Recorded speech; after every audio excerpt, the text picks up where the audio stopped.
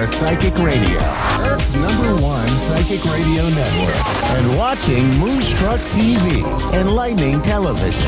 Welcome. Time for the Ask Rebecca radio show with Rebecca Russo.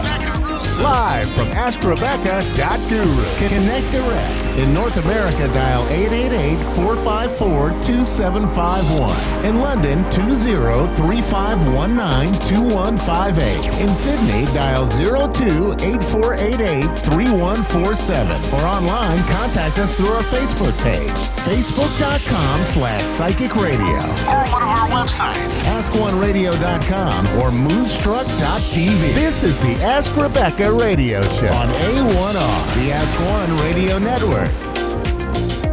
Hi, everyone. Welcome to the Ask Rebecca radio show. Thanks for joining me. I hope everyone is doing well. Before I get into all the intuitive messages, I just wanted to give a quick shout out to all the clients who have been supporting my small business during this time by booking sessions with me.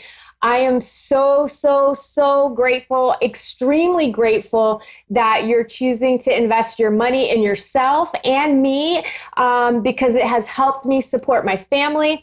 And I just can't express my gratitude enough because both of us work for ourselves, and without the support of some of our clients, we would just have no income right now. So I love you guys. I appreciate all of you. And thank you so much from the bottom of my heart. I really appreciate all of the support. So thank you. All right, let's get into the stuff, okay? So I know for many during this time, thanks to Venus and the pandemic, love, money, and self-esteem have been the ruling themes. All types of relationships, including the one with yourself, are being challenged, they're being purged, they're being healed. And this is a time where a lot of family history of trauma is being brought up so that it could be healed. So you might be finding that all of a sudden you're fighting with family members, or there's just stuff coming up. So just know that it's coming up because there's healing involved. And there's plenty of positive aspects happening as well for many in this area. The new moon in Taurus yesterday for some of us, today for others, depending on where you live. It has some really positive aspects to it, but it also has some intense and shockingly challenging aspects to it as well. So do your best to stay grounded and positive. Yes, times are challenging, and this time will pass, and the world was set up with challenges in order to be a catalyst for change and to allow you the free will to choose love or fear, and service to self or service to others.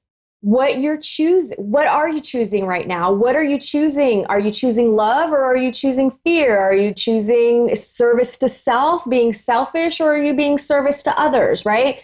So it's really taking a look at what are you choosing, because your choice right now is extremely important. Do you choose to empower fear and continue to perpetrate? Oh my God, I'm getting so passionate about it, I can't even talk. So do you choose to empower fear and continue to perpetuate anxiety, anger, cruelty, insecurity, lack, resistance, division, war, pain, suffering, worry, and misery? Or do you choose to empower love to create more peace, forgiveness, support, abundance, acceptance, joy, positivity, unity, community, empowerment, change, and solutions? Seek the truth in everything. Advocate for yourself. Become empowered and empower others. And you do that by choosing love every time without fail. You are a spiritual being having a human experience during an ascension cycle called the harvest, according to the Bible. So if you are versed in the Bible, it's time of harvest. You are in the midst of a cycle that happens once every 25,000 years to separate love, good, from fear, evil.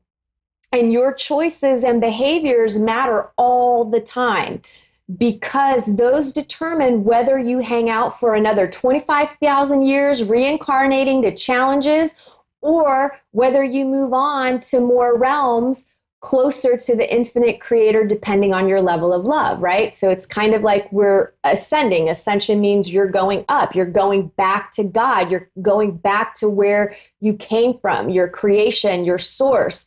So there's multiple layers of realities that we have to get through, and each layer is a higher vibration of love, and the better it gets, right? So do you really want to keep reincarnating to this planet to deal with duality, the good, the bad, the ugly, the beautiful, right? Like, you want to move up the levels. That is what our purpose is. That is what we're doing. So your soul chose to be here now for this experiment, and this experience. It's a very, very biblical time. Think Noah's Ark and the Great Flood. History repeats itself because life is cyclical. This time period we are in is only the beginning of things soon to be revealed over the next several years. Smoke and mirrors, masters of illusion, and puppeteers have been using you to create their wealth and power because they know how mass consciousness is the fuel or energy that creates a reality. They know how powerful we are. And here, out there in the world are people like myself that are trying to share this forbidden secret of how we create our reality, how we manifest things, how, what the bigger picture is, what the purpose is. And the people that are extremely wealthy and powerful, they know how to do this, and they're keeping it from you. So it's really about becoming aware of this. This is all about humanity awakening to the real truth of our existence, not the one that you've been taught to believe in from the time that you came out of the womb, right? You must know the truth in order to choose correctly. And to know the truth, you must choose to seek it and find it for yourself. It's always hidden in plain sight because it has to be in order for it to work. That is the way the universe operates. Good nor evil is allowed to infringe upon your free will, but it is allowed to dispense positive and negative karma based on your free will choices of behavior, right? So the more good, the more love energy that you're putting out there, the more positive karma that you're being rewarded with. The more negativity that you're putting out there, the less compassionate, less understanding, fear-mongering, and all those negative energies, well, then you're opening yourself up to receive negative karma and continue the cycle of challenges. So you are in charge of you, and you are in charge of every single choice you make in this world. All of them. You choose what to say, what to do, what to think, what to watch, what to read, what to eat, what to feel, and what to believe. And I could go on and on and on listing all the things that you choose every day of your life, but you get the idea. Now, all truths and all lies coexist for you to find, right? But you have to find it. Are you blindly making choices leading you down the path of evil because it's easier than taking time to seek the truth of yourself and the world around you? Open your eyes and your mind. Unplug from the Matrix. Go watch The Matrix. Go watch those movies. Pay, again, all the information is hidden in plain sight. Look to all the movies that you're seeing that you think are being created because of creative ideas. A lot of that stuff is based in reality.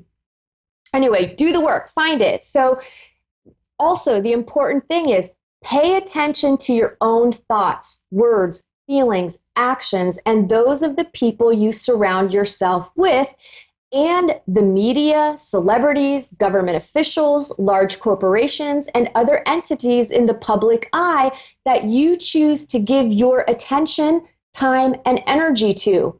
What type of agendas and narratives are they pushing? Are their words and actions in alignment?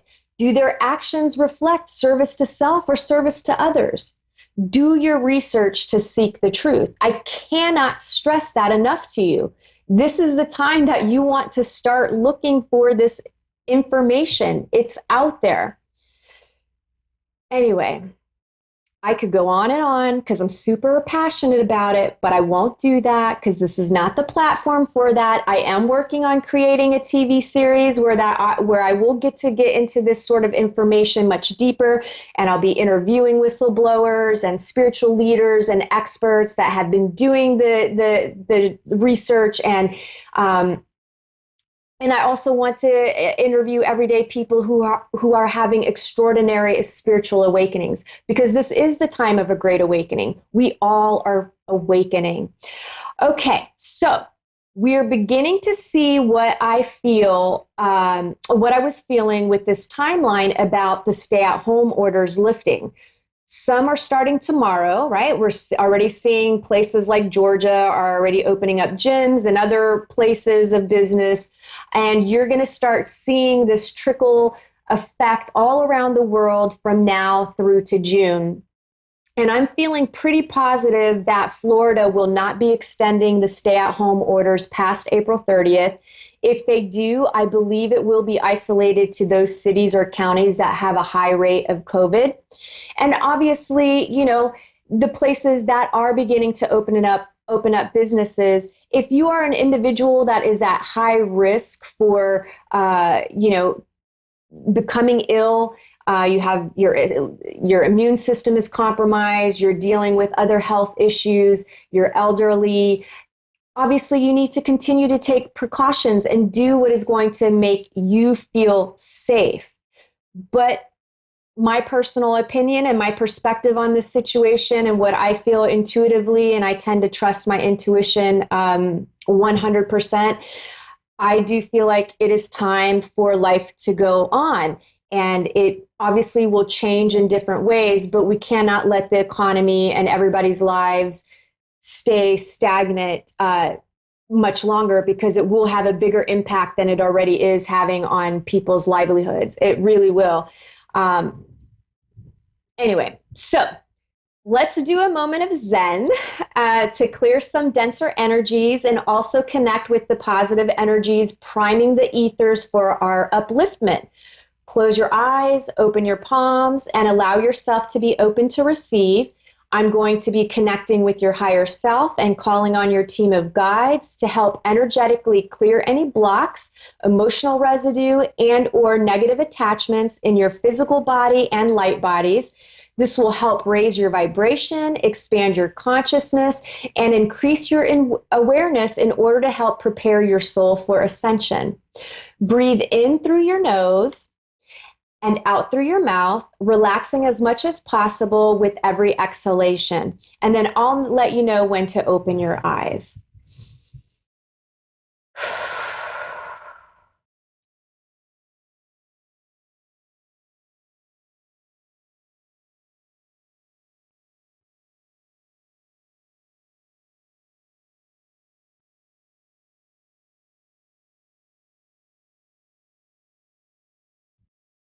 All right, let's open our eyes. Okay, so I won't be taking a caller tonight because I will not be able to do the show next Thursday. And my show is officially moving from Thursday evenings to Tuesdays beginning May 5th from 4:30 to 5 p.m. And this works out so much better for my schedule. And I'm really excited about the move. I'm happy to be doing the show during the day and taking some live callers during that time period. And obviously, those of you that follow me on YouTube and receive these messages in your email, that's not going to stop. Instead of running Thursday to Thursday, I'll be doing the show Tuesday to Tuesday. All right, let's get into what you can expect from tonight, April 23rd through to May 5th as an overall theme, and then areas of love, work, finances, health, and spirituality. General themes. The energies, as usual, point to a mixed bag of goodies. We'll be juggling during this time and all year long, right? So it's going to be highs, it's going to be lows, it's going to be happy, it's going to be challenging. It's just going to, again, it's a mixed bag of goodies, but they're goodies, even though some of them are challenges. Let's discuss some of the more challenging aspects first, and we'll save the good ones for last. Collectively and individually, there could be shocking events or news coming to the surface. I do keep seeing another volcano erupting. So the way that I'm interpreting this is a strong possibility that there might be a volcano that erupts somewhere around the world. And I also feel like this is tied to our inner self, right? Our inner realm. And it could be where tempers, because of the energies that are around, so it could also be tempers exploding or something bursting open in some way. Basically, it's a release followed by a breakthrough. You or others could be examining who you are and thoroughly reviewing your self-expression. You may try to force something before it's ready, which won't go well if you do. You may have unexpected expenses.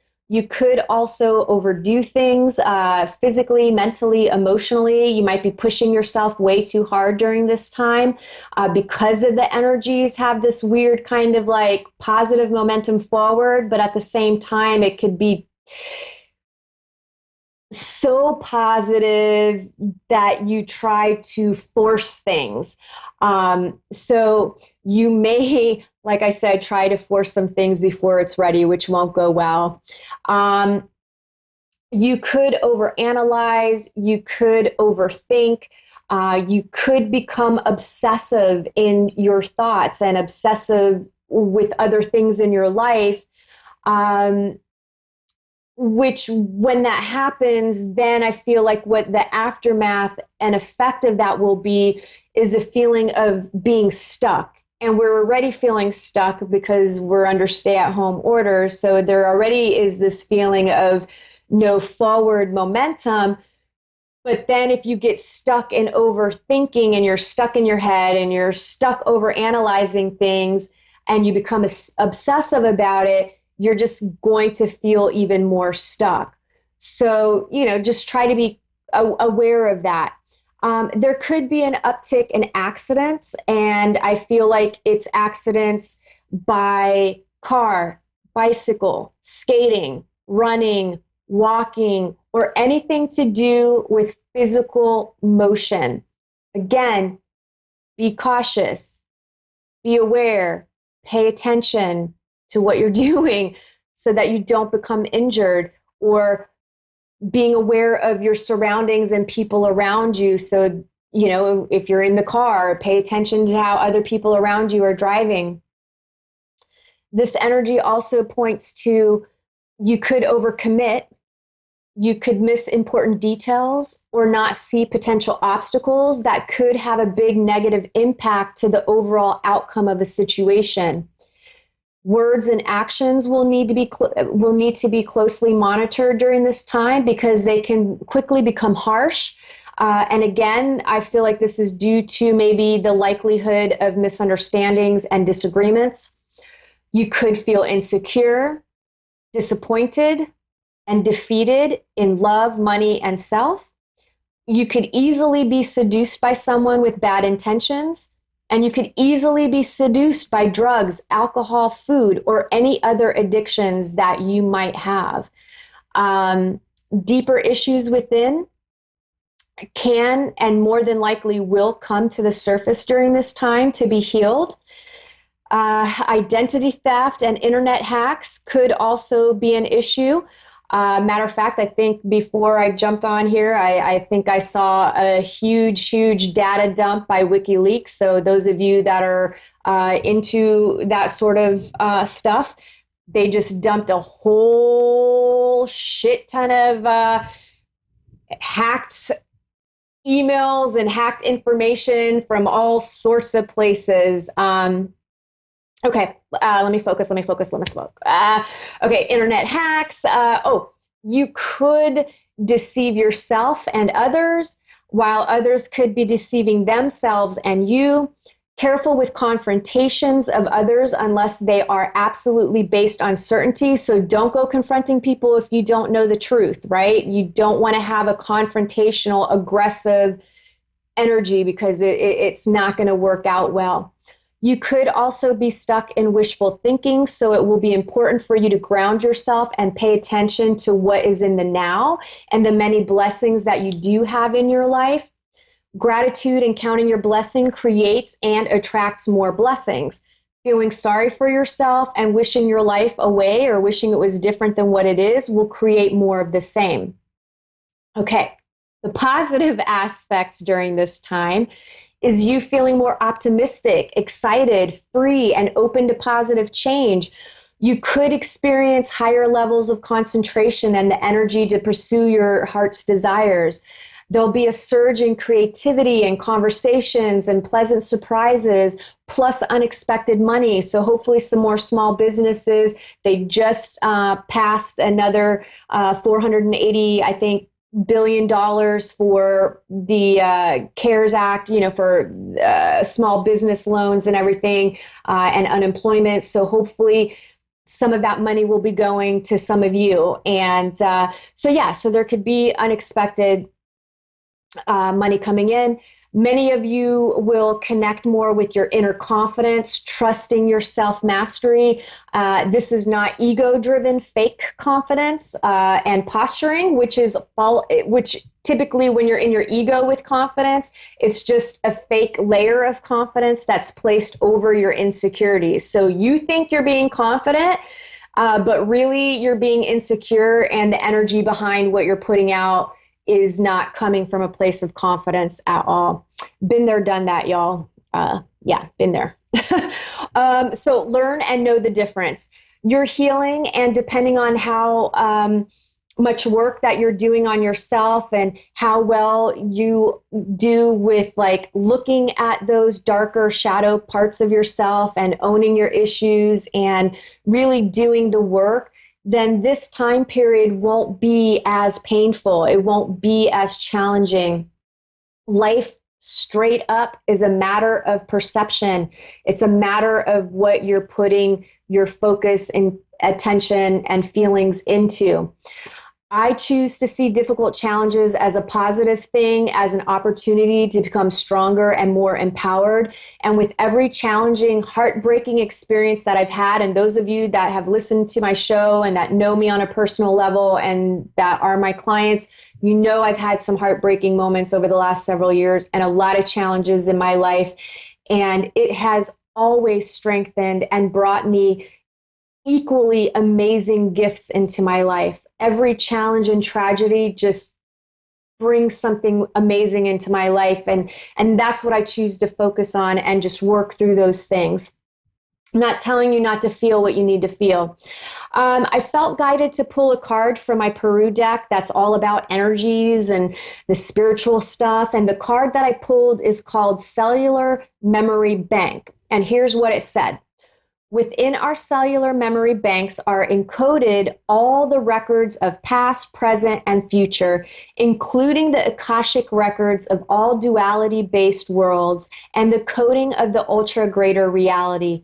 Your cellular memory banks have just been activated. You are now able to retrieve some hidden knowledge or ancient wisdom, have a major breakthrough in understanding, or receive a revelation that was encoded deep within the matrix of your being and not previously accessible. I think that's awesome, and this card is so perfect for the energies at play. Okay, work. For those of you still employed, those of you still working, you may be seriously contemplating seeking new employment after everything settles down and things maybe get back to some normalcy. Some of you, I feel, are literally being mistreated. There's just some negative energy surrounding there. And I feel like some of you really are going to be just kind of taking a look at doing something different with your life, your career. Others, I feel, will be feeling content, grateful, and happy that they are still working, and that you're able to put food on the table. And I think, for the most part, things are going well for you.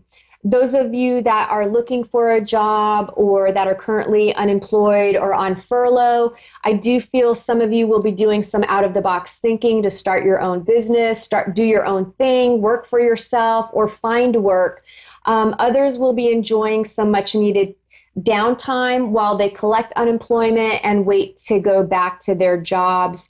And there are places that are hiring. So, look, and you will find. Love, those of you that are in committed relationships and dating seriously, if you're in a healthy relationship, things won't be as intense for you. However, I do feel some difficulties arising for some. You could be dishing all your grievances. Truths could come out about infidelity, lies, and or manipulations. Some of you could be hiding from the truth. And a few of you will be taking a hard look at yourself and whether you're being realistic when it comes to love. You could have your heart set on someone that's not good for you, and you could be in a relationship with them. You could be in a relationship with someone who isn't giving you very much back or isn't reciprocating.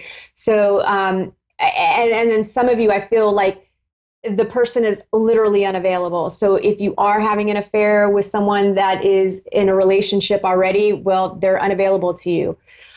Those of you looking for love, I feel like the same thing goes for you. The same kind of energy is there. Finances, some of you will be focusing on your strengths, like what you do have and what you can do, all while setting specific goals. Others will be focusing on worrying about cash flow and difficulties financially. I would recommend that you shift your focus on finding solutions and finding the blessings that you do have in your life so that you aren't making yourself crazy with worry. You just have to be realistic about what is happening right now. Health, some of you will be feeling stressed and dealing with stress-related mental, emotional, and physical symptoms.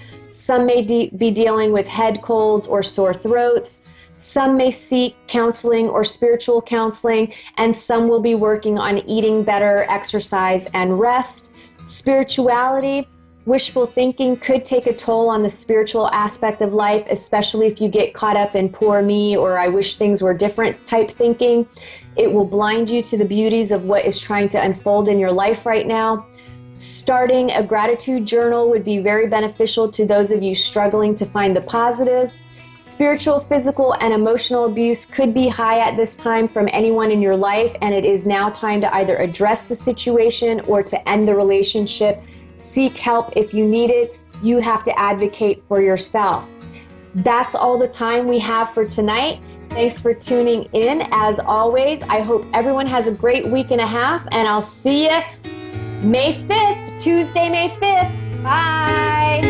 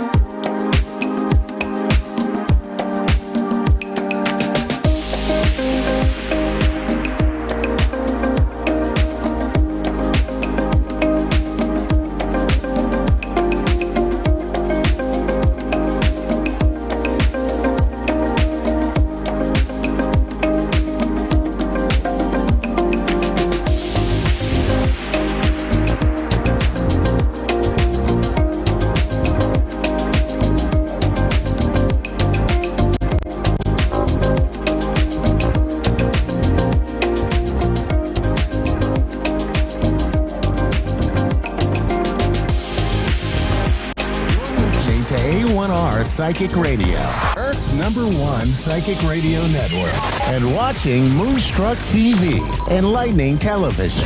Welcome. Time for Psychic Paths with Suzanne Marie.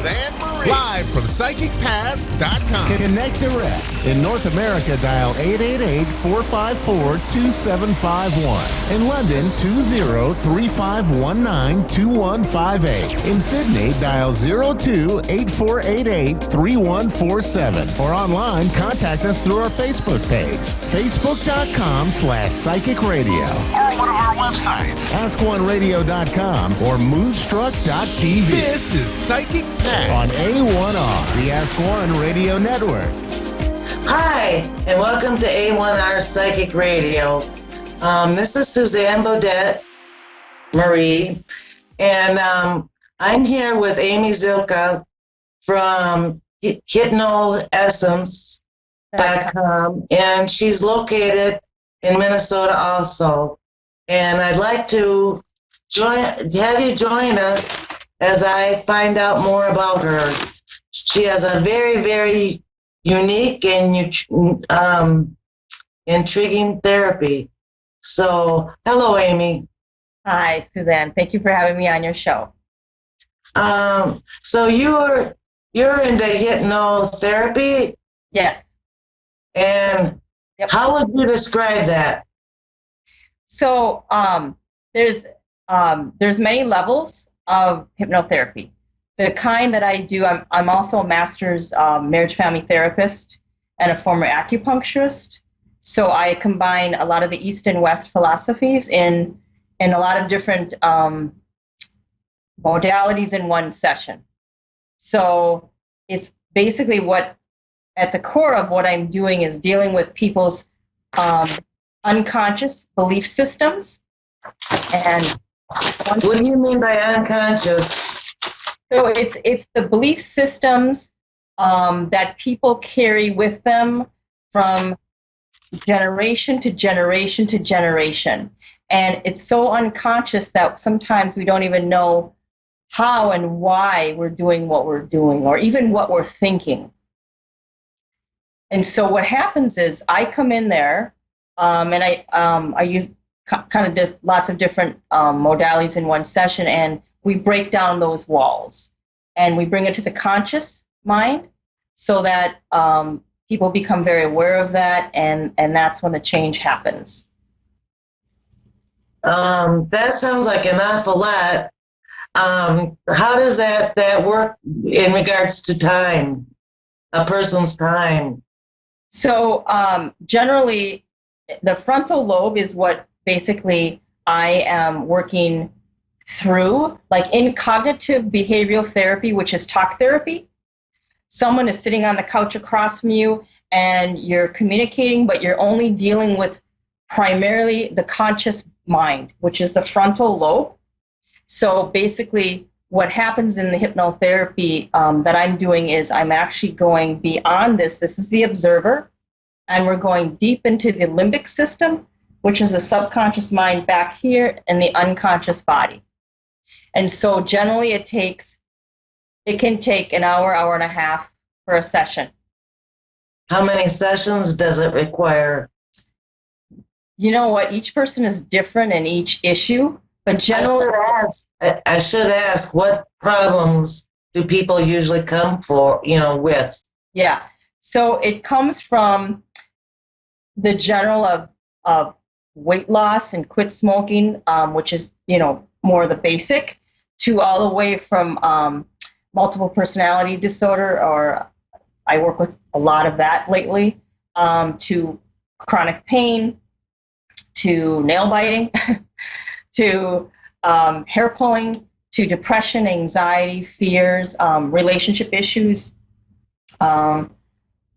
Actually, it's all over. You can do anything with this because it cuts through so quickly, and it's basically you empowering you as you heal. It's kind of a neat thing.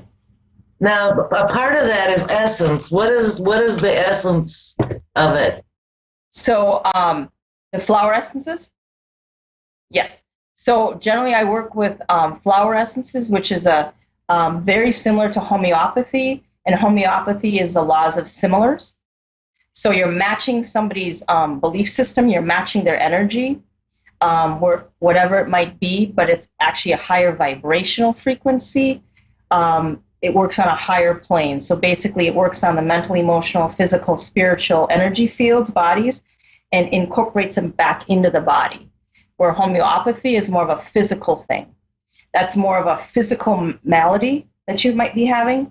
And so I use them. I have about 600 different bottles, and I use them before a session in about 2 ounces of water, just to make sure, depending upon what somebody is coming in for, if they have a porous aura or all those things or energy field, I might use that to get rid of some things that are hanging on, that are not helping this person.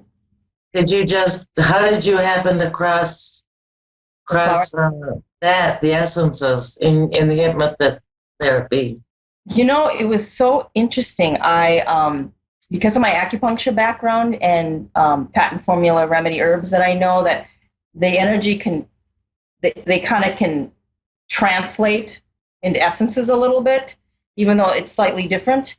And so it was interesting. I started thinking, I think people can get more complete healing in even one session. So I started asking people if I could incorporate the flower essences with the kind of hypnotherapy that I do. And they said, oh, sure, because they're organic plants and flowers. They work on a different vibrational frequency level. So if you had medications, it's not going to affect the meds that someone's taking. And so that's kind of how I got started, is people said, yeah, I'll do it. So. And how did you find out it worked? Could you give an example?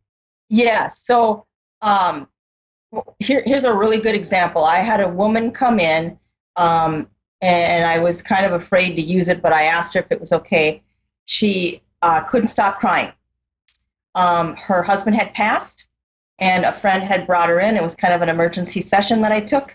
And I thought, I'm going to give her in a little bit of water, if she's okay with, bleeding heart and dog rose. So I put like four drops of each. And I said, you know what? Why don't you just, I know you're pretty upset, but why don't you have a little bit of this? And she did. And it was seriously her friend and I, and it was very cool. She instantly stopped crying. And how that works is that when you're mirroring somebody's energy field, that human or animal or plant feels supported. So then in that support, the human, plant, or animal stops the symptoms. So it's kind of a cool thing how that works. So what does someone need to do in order to see you? So they can email me, call me. Probably that's the easiest. And your website again? Sure. It's www.hypnoessence.com. And it's kind of hard. So it's hypnoessence.com. 3 minutes left. Sure. I love this lady. I just love this lady, and she does great work. She's extraordinary. She's very humble at the moment, but she's very extraordinary. Please go check out her website and give her a call or an email. All right, Amy. Thank you so much for joining us tonight. Thank you so much, Susan, for having me. It was wonderful. You're amazing. Is there anything that you want to say to our audience tonight? Real quickly, just believe that you can do anything that you want. The belief is from the inside of you, not outside of you. So just remember that that's to be self-empowered is to be accountable and to take your power back, even to what's going on right now with the COVID virus, which is making everybody in a panic state, which understandably, but again, know yourself better, because once you know yourself, more than likely it takes away the fear and it empowers you.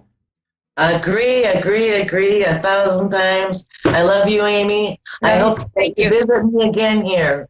I will. Thank you so much. It was fun. Bye-bye. Bye. Thank you, everyone, for tuning in and sharing in our conversation. I will see you next week.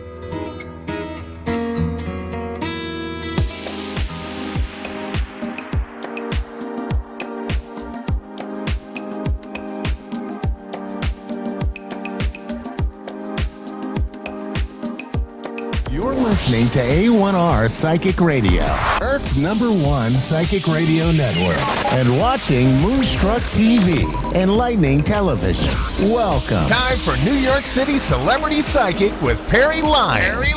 Live from PerryLyonsBrilliance.wixsite.com/Perry Lyons. Connect direct. In North America, dial 888-454-2751. In London, 20-3519-2158. In Sydney, dial 02-8488-3147. Or online, contact us through our Facebook page, facebook.com/psychic radio. Or one of our websites, AskOneRadio.com or Moonstruck.tv. This is New York City Celebrity Psychic On A1R, the Ask One Radio Network. Hey, this is Perry Lyons, New York City Celebrity Psychic. We have a few gremlins in the camera today, so just forgive that. But I'm very happy to see all of you. And I know this is a really weird time for all of us. I was cycling. That's about all you can do right now. I was cycling through the Maryland countryside because I am not stuck at my mom's house, but I can't get back to New York. And I've had my moments of panic, like everyone right now. And as I was just with my silly little bike going along these country roads and paths, I was just looking at how the trees were budding and how the cherry blossoms have come out down here and how the daffodils are just yelling their fool heads off. They're such an exuberant and cheerful flower, even to the point of annoyance. And it's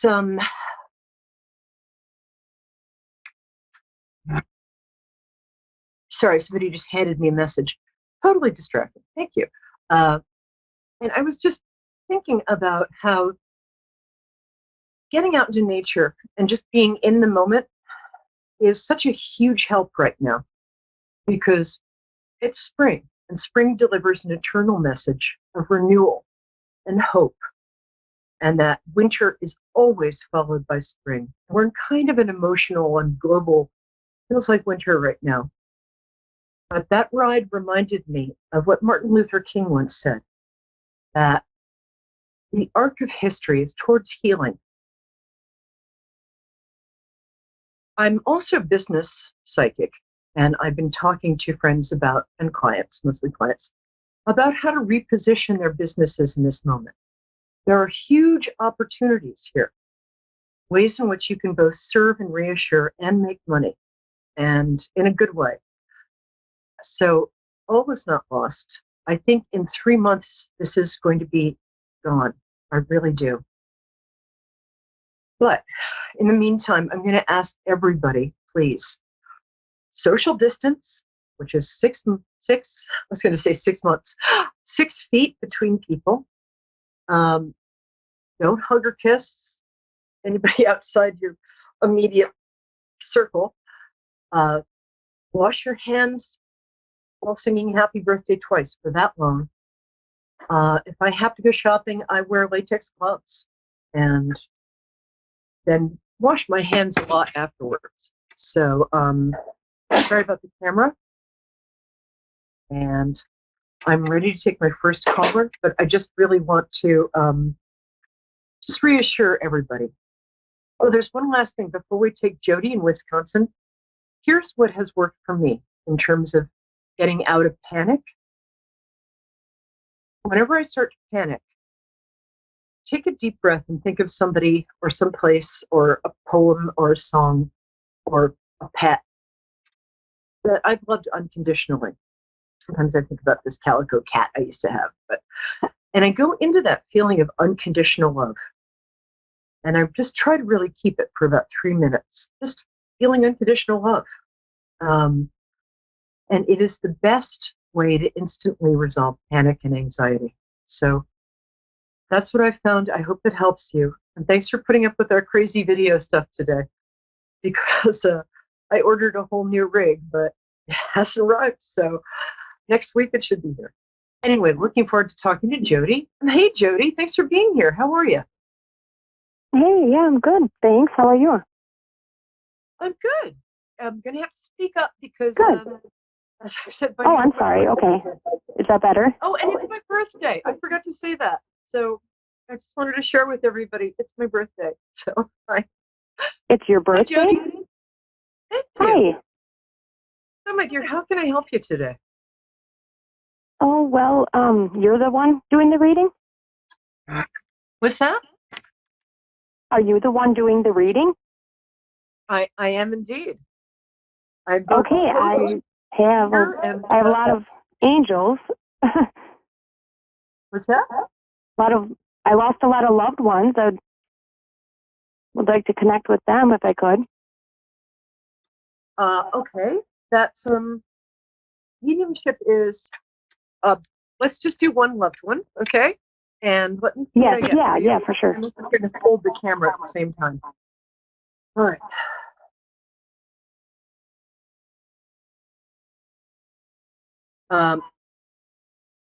Okay, hold on. Well, there's a couple I'm going to skip over because it's too sad for entertainment. I don't think it's personal. Oh, okay. So what I was it Ryan? Oh, I'm sorry. Yeah. Oh, thank you. No, that's okay. Sorry, I'm just fixing this over here. Thanks. I'm just having somebody hold my camera. Hold on one second. Thank you. Appreciate it. Okay, there we go. Now I can concentrate. Here's what's going on. Did your father recently pass? My biological? I'm getting a male figure, immediate relation to father or grandfather? Grandfather. He didn't recently. Oh, your mother is. It's okay. Hold on one second. All right. Thank you. Let me just stabilize this. Sorry about that. Okay. Okay. I am getting, okay, before we do your mother, because that's a very intense thing, there is a male figure around you right now who is, this one's not your father or grandfather. This is he might be a nephew or a cousin of some kind. He's a relation, but he's not, and he's in his late 20s. He's very mischievous. Is this anybody who you recognize? No, I don't. Okay. Hold on, let me see if I can get your mother. Tell me her first name. Oh, my mother. Marge. She passed 6 months ago? No. Maybe we should go straight to tarot and the mediumship because when did she pass?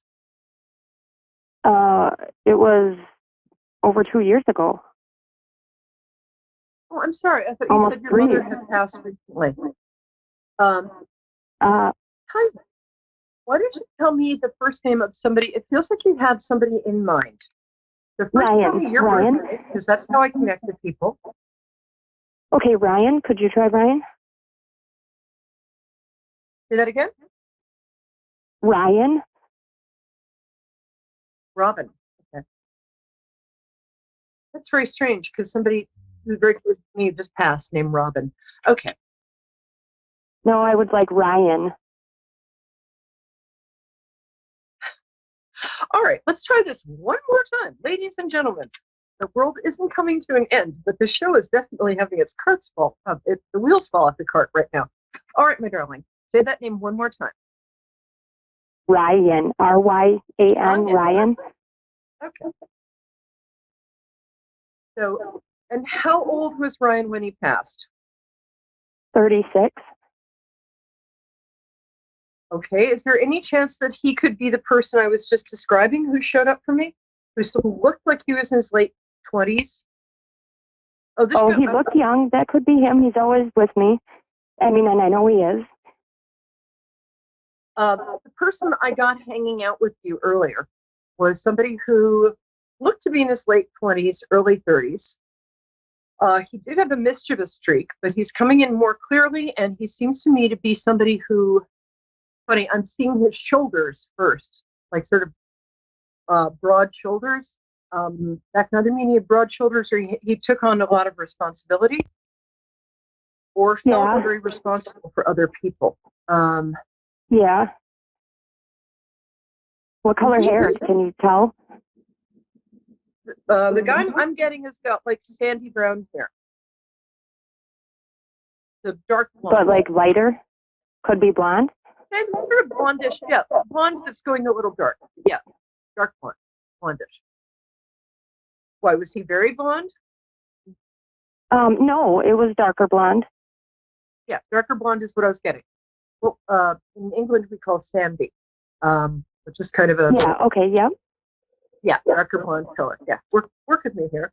Sorry about the up and down thing here. Let's fix that there. I'm feeling like he had either a child or children. Is that correct? What? Child or what? children. Yes, he did. Yeah. You have 2 kids? Yes. Yeah. Okay, I've got the right person. Interesting. He's very worried. It's funny. Usually when I get people who passed, they're fairly unworried, but he left some unfinished business behind. So he either passed quickly and unexpectedly. It was a mistake. Was that? It was a mistake he made, yeah. Yeah. I very seldom get people who are worried about stuff. Hold on one second. Yeah, there's some like paperwork having to do with the house. I mean, he's a responsible guy, and I like him. He's got kind of a twinkle in his eye, but he's worried about. I feel like he was maybe estranged from his mother of his children when he passed, that they weren't together. But is that who was? That what? I'm sorry. What? That who was together? I feel like he was slightly estranged from the mother of his children. Oh, yes, definitely. Yeah. Yeah, by slightly I meant a lot, but I thought it'd be tactful. Okay. I also feel that, he's got 2 kids. He's worried about something. He's estranged from the mother of his children. And he passed suddenly. Is that correctly? Well, he chose to, and yeah. Okay. So the reason that the reason that he wanted to be in the show, and the reason that he is here is because I'm not sure. Are you friends with his mom? How do you know him? Because it feels like you're a friend of the family. Is that correct? Well, if it's Ryan, him and I were together. Okay. We were engaged. You feel like family to him. Okay, that explains a lot. What? You know that. Oh, broad shoulders. Tall. Is he tall? Right? What's that? Is he tall? The guy I'm getting. I'm not sure. I've lost a lot of people close to me. Now I'm thinking if it's something to do with his house and stuff. Yes, I think I know. It's Dominic? That's accurate enough. He showed up before. That's accurate enough to say that this is him, and that I think one of the things that he's upset about is I think it feels like he was planning a future with you in some way. Oh my God. So this was. Is it Dominic? Say that. Sorry, we're having such audio trouble. Say that one more time, Lane. I know. Dominic? No, I think this is Ryan, the one who is. You guys were together. It is? Oh my God. Okay, yeah. Yeah. Yes, we were. We were engaged. It's a hard job to do. I'm I'm getting people from the other side, and it's a little tough. So I need you to work with me a little, okay? Okay, I'm sorry. This person is somebody who identified you to me as, when I said, who are you to this person? What I understood him to say is that you guys were very close, and I got kind of a family vibe off him. Now, family vibe can mean Yes. that he wanted you to be part of his family, and that's what I'm feeling, that he was. I was his family. We were family, yes. We were engaged.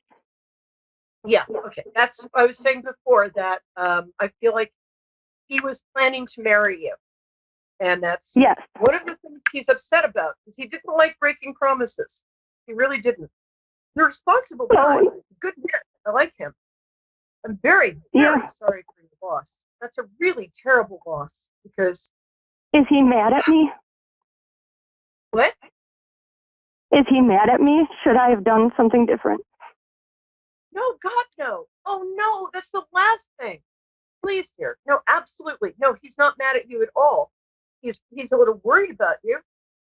He is going to send you somebody in about a year for you to move on with, because he doesn't want you to stay stuck mourning him.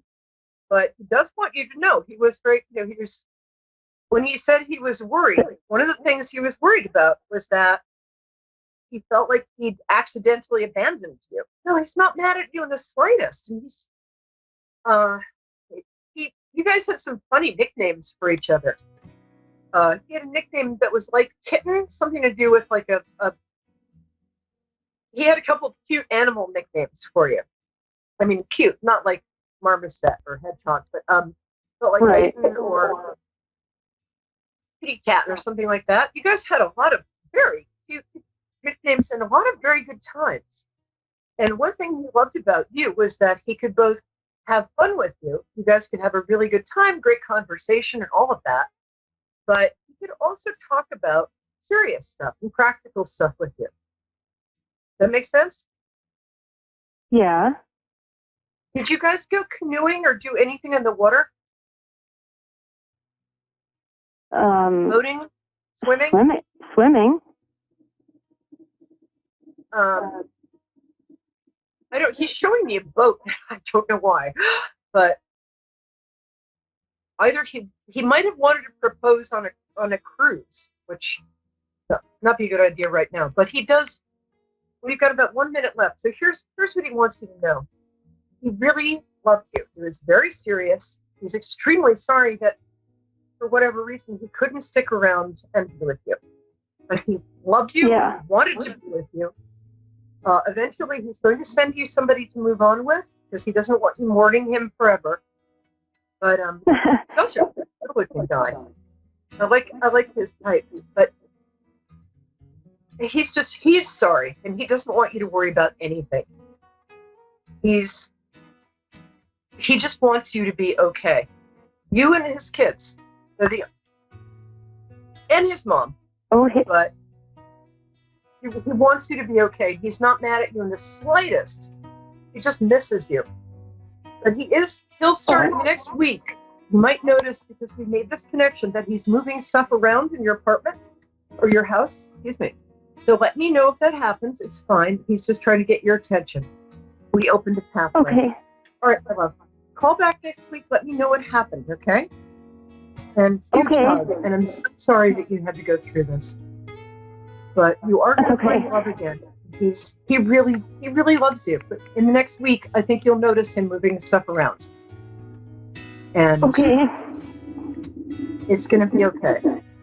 So we're out of time, unfortunately. If you call back next week or find me on Facebook, my name is Perry, P-E-R-I, Lyons, L-Y-O-N-S. Okay? Huge hug.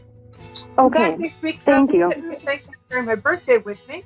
Sorry about the technical difficulties. I think my rig will get here tomorrow. But looking forward to seeing you. Moonstruck Network, A1R Radio, 9 p.m. Eastern Standard Time in all English-speaking countries. How cool is that? All right, darling. See you soon. Thank you.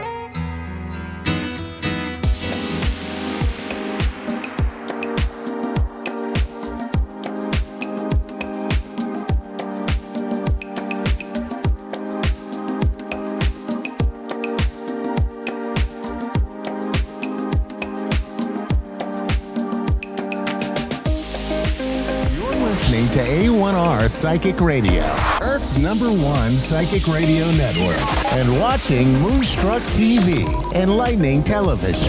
Welcome. Time for Guidance with Glennis. With Glennis Ewing. Live from the tranquilroom.com.au. Connect direct. In North America, dial 888-454-2751. In London, 20-3519-2158. In Sydney, dial 02-8488-3147. Or online, contact us through our Facebook page, facebook.com/psychic radio. Or one of our websites, askoneradio.com or moonstruck.tv. This is Guidance with Glennis On A1R, the Ask One Radio Network. Hi there, everyone, and welcome to Guidance with Glennis. I'm here today. I'm just going to take a few callers and just see how we can guide you into the future and make sure that we can make you a better version of you. So, welcome. This is my first time, and you'll notice my beautiful background. And as we go through, throughout the week, so I will be changing my background.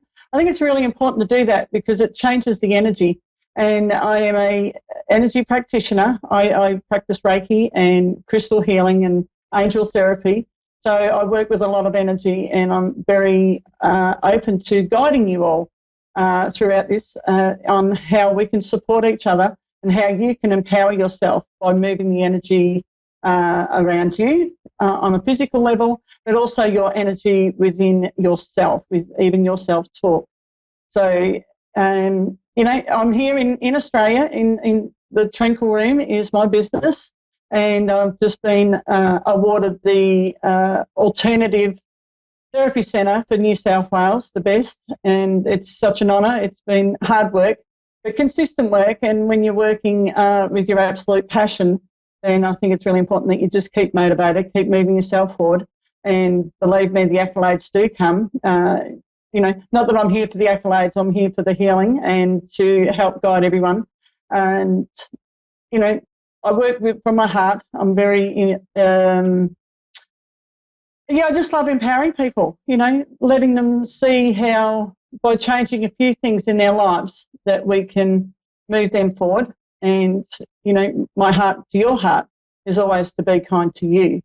So I'm really looking forward to this. And, I think it's really important that we think about the energies that we sit in. Obviously we've got this lockdown at the moment, and especially you guys in America, it's profound what you guys are going through. I'm quite fortunate because I can self-isolate where I am.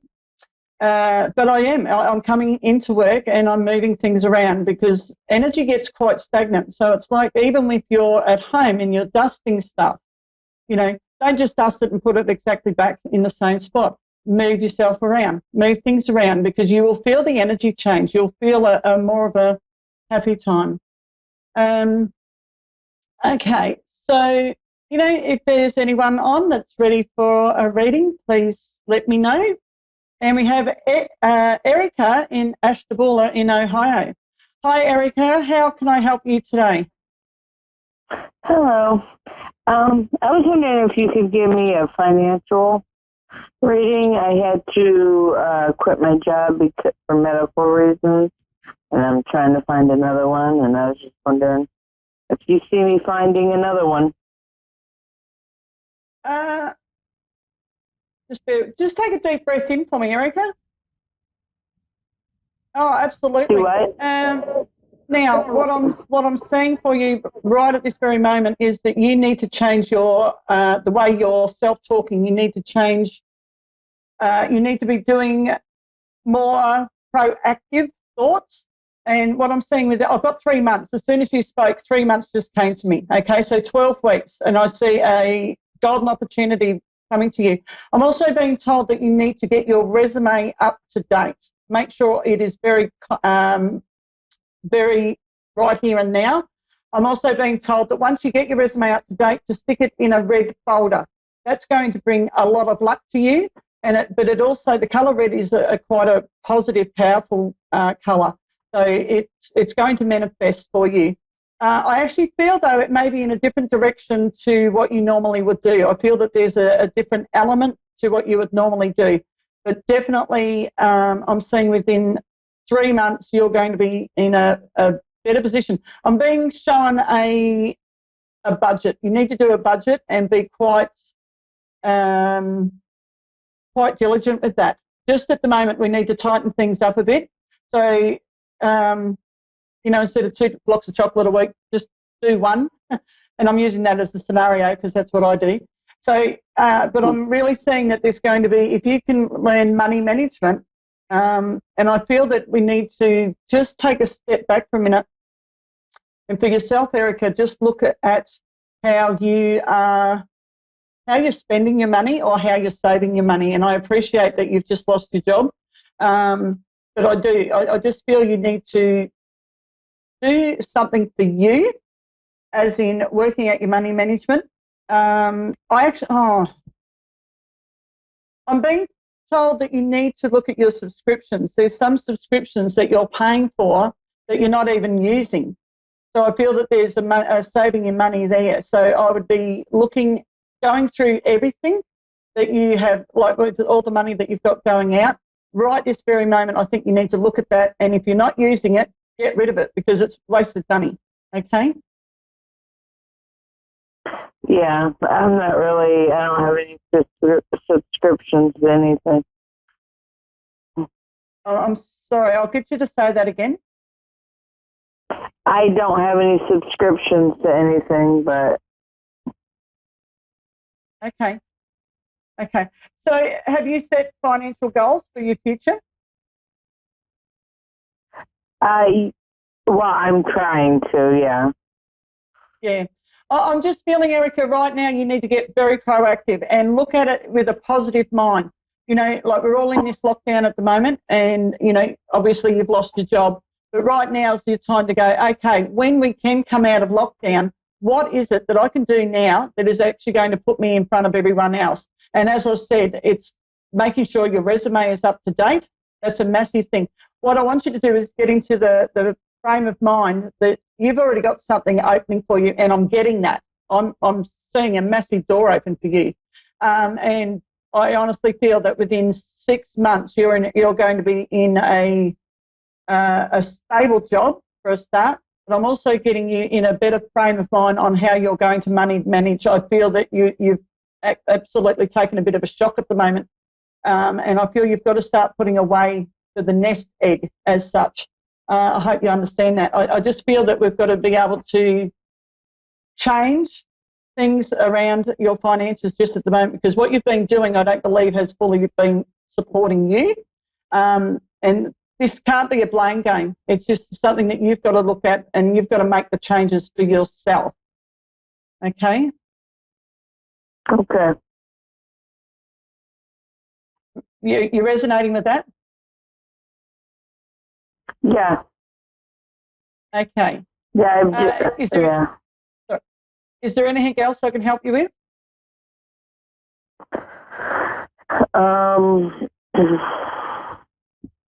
My children, I don't know. I'm getting ready to be a grandmother. Is everything going to be okay? Do you have someone pregnant right now? Actually, I will have a granddaughter May 20th. Okay. As soon as you said about a pregnancy, my whole belly, I'm very empathic, so my whole belly just did a topsy-turvy. I would be saying to the lady or the mother that she needs to really listen to her body at the moment. I'm feeling it's quite tired. And I've just got a little bit of a warning sign that she really needs to rest. And if she doesn't rest right now, her body is going to make her rest. I'm actually feeling that she could actually have a couple of weeks in hospital before the baby's due if she doesn't rest now. I see her, she needs to lay down with her feet up on a stool or something like that. I just feel she needs to rest. Okay? Okay. Beautiful. All righty. Thank you. Thank you very much. Okay, my pleasure. Now, up next, I believe we have Brooke. How can I help, Brooke? Hello. How are you? Yeah, I'm good. How can I help you I was today? actually calling, wanted to add on there, about my baby brother that passed when he was born.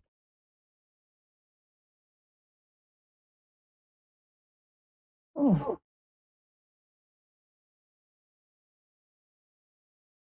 So this is your baby brother, and he passed at Yeah. 1. I've got a lot of background noise at the moment. I apologise for that.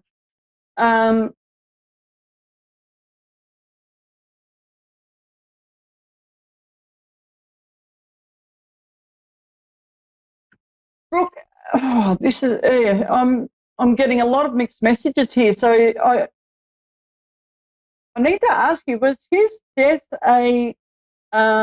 Is there questions around his death? What'd you say, ma'am? Sorry. Hello. I couldn't hear you. Sorry, Brooke. I just asked: is there a question mark around his death? I'm sorry, I can't hear you. Okay, I'll try again. I'm just asking, in regard to your baby brother that passed, is there a question mark around his death? Around his death? I'm sorry, I really can't hear you. Okay. A mark around his death? Yeah, is there a question mark around his death? I'm just sensing that it wasn't as straightforward as people are believing. So you don't, are you saying, we don't know how he passed, right? I'm just feeling at the moment that there's a question mark around it, around his passing. I'm not for sure. Okay. Oh, I'm just going to try and work out another way to ask you that question. I'm just feeling that his death wasn't as straightforward as what you're being told. I feel that there is an underlying. Was there an autopsy done? Well, no, I think there was, but he was a healthy baby, and the mother went to the hospital. There was no beds open, so they sent her home. So she lost all her fluids. So by the time she gave birth, he was stillborn. Okay.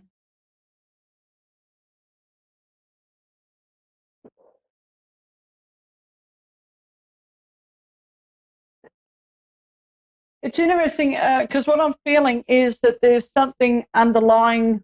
I'm feeling there's something underlying, and it's more to do with the parents than the actual child. And I'm actually feeling that I'm sensing a lot of negativity. There was negativity around the relationship that this child was going to come into. And I'm feeling it. Believe me, this baby made the choice. Okay. And I know that can be really hard to hear sometimes, especially when we're on the outside world, that we like to, we like to blame. But in this case, this child was just not ready. And it obviously, I can only imagine. I've never been through a stillborn. I've been very fortunate, but I can only imagine the heartache around that. But I'm actually feeling that right now that the child was not, he was never going to come into this world as a living, breathing child, and that's a really hard thing to hear.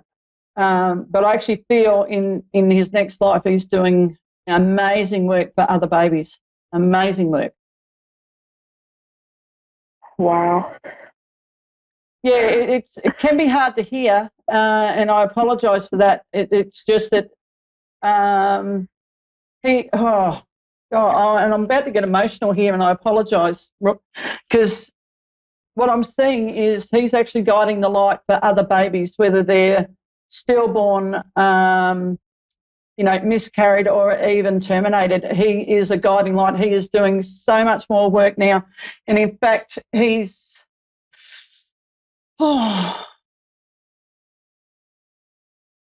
actually working with Archangel Raphael, Now, Raphael is an absolute healer. He's our archangel of healing. And I actually feel that this child is working with Raphael. Incredible, just amazing work. And sometimes this is what happens, our babies move on before we're ready because they have a bigger job to do. And I feel exactly that's what's happening right now. And believe me, Raphael's has their hand, and it's just incredible the work they're doing. All the other babies, and I feel it's more babies. They've just got it's like they're holding their hand out and they're guiding them, and it is so beautiful. As I said, I feel quite emotional around it just with the amount of love that this baby's bringing in for all the other babies. I hope you get comfort from that, Brooke. Wow. It's quite, I feel like I've got quite a heavy heart, but it's it's beautiful. Yeah, wow. Really beautiful. Yeah. Okay. Brooke, Brooke, I need to ask you, what's happening specifically for you right at this moment? What did you say? Sorry? I didn't hear you. What is happening for you right at the moment? Because I feel like I need to come and give you a massive hug. Your energy's feeling quite flat. There's nothing really going on. I mean, like, I'm stressed because I have 2 kids and I'm pretty much taking care of them by myself. And because I do have a fiance, but he's a truck driver, so he's never home. And that can be frustrating. So I have like a lot on myself. Yeah. I just feel there are times when you're not feeling fully supported. Yeah. Yeah. Okay.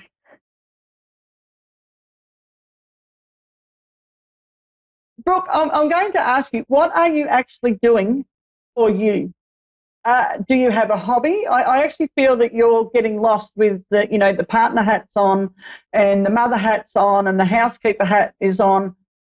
Where are you? Where's your hat? I feel like you've put your hat on a shelf, and I want to encourage you to pull that back out because you cannot pour from an empty cup. You know what I mean? Yeah. Yeah. Yeah. So, sorry. Actually, I'm doing literally, I have no job. I'm doing like literally nothing for myself. Okay. Oh, Brooke, I'm seeing paint or colour pencils. I feel you've got to get like a pad out and start drawing. I feel you've got a very artistic, there's an artistic creative area around you, and I feel that you need to, right at this very moment, tap into that. It's almost like you can get lost in your creativity, and I think for your mental health, I would be highly recommending this. Yeah. Yeah. Do you create cards, like greeting cards? Do I create what? You do?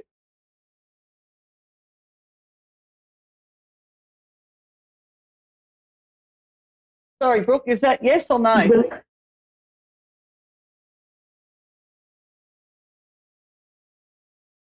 Yeah, I'm just feeling that there's a sideline that you could do just at the moment in creating. Okay, we're just going to call Brooke back because I really want to finish that call. So, folks, this is a really important thing for everyone that's listening right now. That yes, we are in times that we're not used to, but there is, for me, it's the universe saying, okay, let's look at what's not working for ourselves. And with this, in regard to Brooke, okay, we've got Brooke back. Brooke, I was going to say, with your cards, you're creating cards at the moment? Did you say creating cards? Cards, like greeting cards. Hold on one second. Let me try to move because I can barely hear you. All right. Now, what did you say, ma'am? I'm just asking you because I've just got you with this incredible creative side to you, and I feel that there's actually money can come to you through your creativity. And I was just asking if you actually create greeting cards like birthday cards or wedding cards, anniversary cards, that sort of thing. No, I don't, but I really do like enjoy drawing. Like that's my passion. Also, like I love taking pictures. I don't know. I'm just like I like drawing and stuff. Yeah, I just feel that there's a sideline like that you could be doing to actually bring money in, and you could sell them online. I just have you, and you could nearly do a series, like a series of 5 different types of cards, but they all relate, maybe 5 birthday cards, and they may be just all a nature theme or an animal theme, if you're spiritually open, you could do like a 7 deck or 7 cards all relating to the chakras. But I actually, Brooke, I feel that your hands are so creative and your mind's very creative that you have an incredible opportunity to be so creative that you can actually make some really good money on the side from that instead of, just sitting and being the housewife and the mother and so forth. Does that make sense? Yeah. Yeah. I just feel you need to get really creative. You could even do it in like colour themes. I've got a lot of green and blue around you, so Mother Earth, Mother Sky, with all that. Yeah. Okay. Yeah, Brooke, have you got 2 boys? I have a son and a daughter. Okay, what's happening with what? Well, how's your son just at the moment? Did you say how's my son? How is your son? I feel he's really missing his dad. Right now, he's actually with his dad because usually he's home, and then his dad has decided to take him on a trip, actually. Yeah, perfect, because I feel they need that bond. It's like they need to, that bonding time. They need to rebond. So that's perfect. That's great. So while you've got this time, what are you doing with your daughter? What am I doing with my daughter? Yeah. You've got a beautiful opportunity to have mother and daughter time. Yeah, mostly all we do is just stay home and I just play with her. Yeah, it's hard. It's really hard. Yeah. Okay, Brooke, I've just had a horse come in and I've got a warning sign around it. Is there anyone that you know doing anything with horses at the moment? Anything that what? Horses. Forces? Yeah. Like, are you saying, am I filling any forces? No, horses, as in the animal, the horse. I'm actually seeing someone very close to you working with a horse, and I'm getting a warning sign. They're getting very relaxed around the horse, and I'm actually seeing the horse is going to kick out. So if you have a friend that is working with horses, just at the moment, I would be calling them up and going, just make sure that you're not being too blasé, because it's like driving a car. After a while, you just go into that autopilot, and I feel that it's a friend, and it's a female friend. I actually have are you talking about somebody that actually works with horses? Yes. Yeah. I have a sister that actually does barrel racing. Okay. Can you just let her know to stop being so relaxed around the horses? She will be fine, but if she's not more aware on what the horse is actually doing, I see her being kicked. I'm actually seeing a foot in plaster or a leg in plaster. Okay? Oh, wow. Okay. Yeah. Okay. All right, Brooke. Any last-minute question? I didn't know. I never really met my grandma Brenda. I didn't know if she's still if she's around me or anything.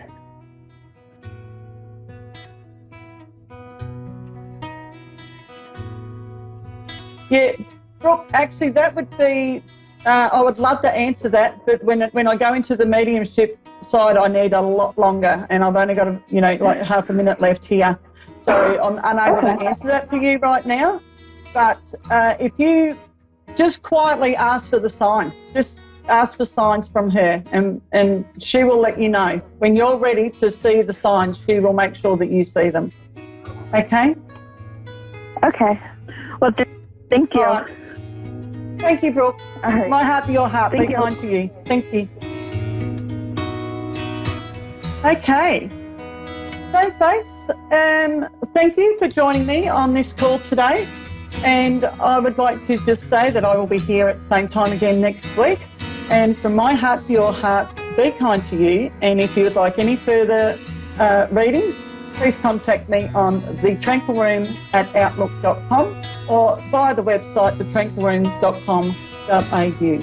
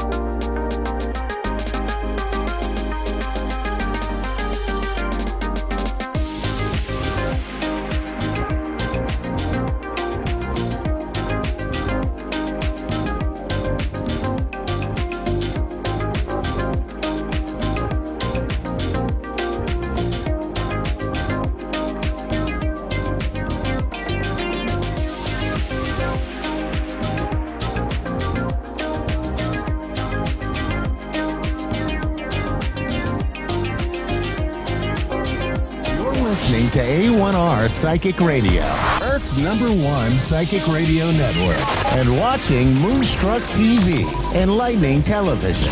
Welcome. Time for Insights into Consciousness with Anna Olson. Live from AnnaOlsonIntuitive.com. Connect direct. In North America, dial 888-454-2751. In London, 20-3519-2158. In Sydney, dial 02-8488-3147. Or online, contact us through our Facebook page, facebook.com/psychic radio. Or one of our websites, AskOneRadio.com or Moonstruck.tv. This is Insights into Consciousness On A1R, the Ask One Radio Network. Hi, I'm Anna Olson here in Insights into Consciousness on A1R Psychic Radio. I'm your host tonight for this segment, and I am excited to do a couple of readings tonight on the air. But first, I wanted to just follow up on a topic that I hold near and dear to my heart today. During all of this COVID-19 coronavirus drama that's been unfolding, and that is that I really have been able to have a lot of contact with other intuitives and other people who do the light work that I do during this time. We've had a lot of these daily conversations. I've had a lot more FaceTime phone conversations with people who I love so much and who are really intuitive people. I have a lot of good intuitive friends whom I love, and we've been able to really go over a lot of the feelings that we as intuitives and readers have been having lately during this whole outbreak. And, I really think it's about something positive that's unfolding in the long run from this, as devastating as a lot of the issues with people's health have been and family members have been. A lot of people don't like to be quarantined. There's a lot of issues with the economy. And with the deepest empathy for those issues, I'd also like to point out that we don't usually have a really big shift in our consciousness and in the way that we function without some pretty hardy uprootings and some pretty big issues. And, I've had some people close to me also being affected. And I really, hope and pray that everybody's healthy and safe out there. And on the other hand, I also would like to look at what good can come of this at this time, because that's usually what helps people, not just in their mental health, but with moving on in a positive way and finding the things that can sort of give us that life raft in amidst this horrible stuff that's going on. And really, it's about getting closer to our families, really looking at our living situations, also figuring out what's important to us and what it is that is truly important. That's people. It's always people, family members, children. These are the people who we hold near and dear to our heart, who are the people that we get to connect with again. I know me, for one, I've been able to connect a little more with my kids, which I love. There's 2 adult kids out of the home right now, miss dearly. But, even through FaceTime, we even have been doing some calls with grandparents on Alexa. We have an Alexa show, and you can just have the kids say, call grandma, call grandpa. And that's been really great. And I just really feel, and my Alexa's talking to me right now. But I just really am excited about this new consciousness that's coming out and the good things that are coming from all of this really deep uprooting. And it's really allowing for some growth. And that's really what I'm excited about, because we're going to be able to figure out what it is that really makes us tick. We're going to be able to figure out really what we feel about our relationships, what we need to revisit, what it is that we really need to just dig in deep with. And so, I'm excited about getting closer to family. I'm excited about the higher consciousness coming about. There are many people who are really figuring out what's important. We're going to have to kind of get back to our basics, get back to our roots, figure out what made our ancestors survive, all of these great things. We really start to get a little bit of fear, but what that fear does is it kind of wrangles up a little bit of that stuff in us that really helps us to understand what it is that we need to do next. And this is something that I think really needs to be revisited for a lot of work to be done in the realm of spirituality. And to my favorite verse in Christianity is to lay up your treasures in heaven, because the treasures on earth, they rust, they corrupt. Moth and rust do corrupt those things, and it doesn't set a great foundation of things on this earth. So we really do have to look at the things that are really, truly important when we're in a situation like this. And this is worldwide. So seriously, you guys, it's going to affect the economy. We know this. We know that there's a whole lot to be said about what this does to people's jobs and businesses. And, there's a lot of people working from home right now. There's a lot of positives in the realm of people being generous. We're seeing a lot of videos on social media and elsewhere and in the news where people are being very helpful. The good is coming out in people. And unfortunately, some of the bad will come out in people as well. I did do a quick video on my Facebook page, my own personal one, about some of the things that I got during meditation. If you'd like to check it out, it's under my Facebook and it's public, so you can look at that. But it's pretty much just that I went over some different things in the economy and in the world, and some things that we really need to focus on right now. So all these things that are coming up right now are uncomfortable, but growth is uncomfortable. Growth is not just uncomfortable. Growth is painful. Growing pains hurt. They always have. And if we're not in pain, we're not growing. Or if we're not uncomfortable, we're not growing. And that's just something to remember right now. So before we let it get to panic, I think it's good to reintroduce a lot of concepts such as what is it that's positive around me? What is it that I'm blessed with? And you can always find something. And we've always had all of these stories about people who are locked up in a prison, or and they're wrongfully, put in a prison, or there are people who have situations where they've lost loved ones and things like that. And they have told stories, brave stories about finding the good and the love in that moment. So we're going into really figuring out what can make us grateful, thankful, and feeling really blessed in the moment. And that's what's going to really get us through these moments. So first I have a caller I'd like to take. I want to do a reading on the air live. I have April from Houston, Texas on the line. Hi, April. Hi. How are you? Hi, I'm doing good. Good.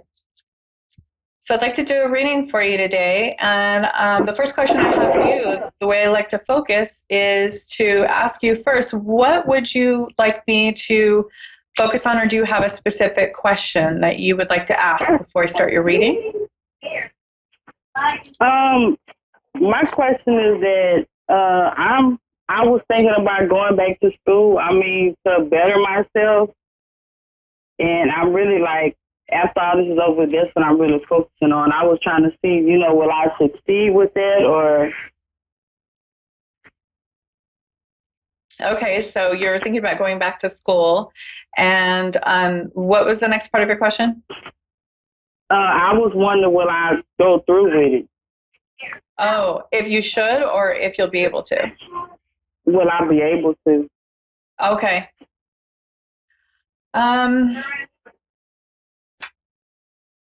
Well, the first thing that I'm getting for you is, yes, you would definitely be able to, but this is the thing that I would really urge you to look at, and that is all of the services within the college. Would this be a community college or would it be a university? So I'm getting community college. Junior. It would be what? Community college. Yeah, like a junior community college. They have so many programs for people going back to school, people who have kids. There are so many things that you can utilize that will help aid you in your schooling. And the first thing that I'm getting for you that will help you the most is if you go in and you ask them for support services that will give you some extra time with testing. I really feel like that would be good for you. Mm-hmm. And that will also give you some extra time, because I feel like you have so much going on outside of school that you're going to need more time to really take those tests and just to breathe. And do you have test anxiety? Do you remember when you would take tests? No. Okay. Yeah, I just think that it would help you to just go in and see what kind of, not just longer test times, but also financial assistance. There's all sorts of extra things you might not even know about. You can go into the women's center. You can go into, all these different things that you can utilize. And I really urge you to look at every single thing that the college can offer you to make you the most successful. Because I think that it can be a really relaxed, fun experience for you as long as you have enough supports in place to make sure that you're successful and that you have as much support as possible. Do you have children? Because I'm feeling children and I'm feeling Single mom? Yes. Okay. So, children's childcare, your help with everything that you can, women's studies, the women's programs, all of those things can really, really help you. And, first, finances. Secondly, really ask your instructors for their guidance and their help. Don't be scared. Don't be afraid. Don't be shy. They want to help. They want to be helpful. I think it's about feeling really worthy to accept their help and really ask them for their help. And if there's anything they can help you with, to definitely ask for those things and utilize it, because that will make you most successful. Then, is there a question as to where it is that you're going to go in your career? Are you kind of debating one major or another? I was thinking about going for to be a CODA, a certified occupational therapy assistant. That's what I wanted to do.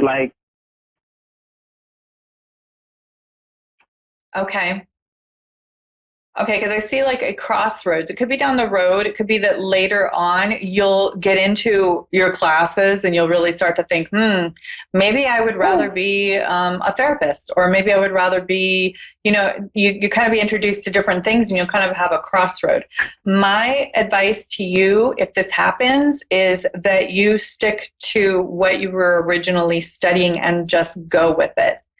Because I feel like you'll have a little bit of hesitation, because you'll get some contact with other people who are doing something that you're kind of looking at and going, maybe I would like that more. Well, I really would. That's why I was saying. That's why I wanted to start out doing as a occupational assistant. Working under a therapist. To see how it goes. Because I have a son that has autism as well, so I have a little bit hands-on experience. Because my son will be 17 this year. Yeah. So. Yeah, that's great that you have that kind of experience. It's in such high demand. You will be needed in so many places with that right now. As you know, that's a great skill set to have. That'll get you far. And that's probably why I'm seeing that it would be really important for you to get all those different services in gear and with the college, because there's so much they can offer you. And, are you thinking about going on to be a therapist too? Probably after I do this, the assistant. I want to see how it is first. Yeah, it would be very natural for you. But the only thing that I could feel that may be overwhelming is that you've been dealing with this kind of work for so long, the 17 years with your son. And then you'll go into it and it'll kind of be like you're going to need to do a lot of your self-care and making sure that as a caretaker, you're also caring for yourself. Okay. So I would definitely see you doing very well with this and getting through the classes, just a little extra testing time just for the anxiety. I feel like there's a little anxiety going on there, and that's totally normal just with moms in general. And that with the with your major, that just if you just stick with what you were wanting to do, I think you would be an excellent therapist. You'd be in high demand.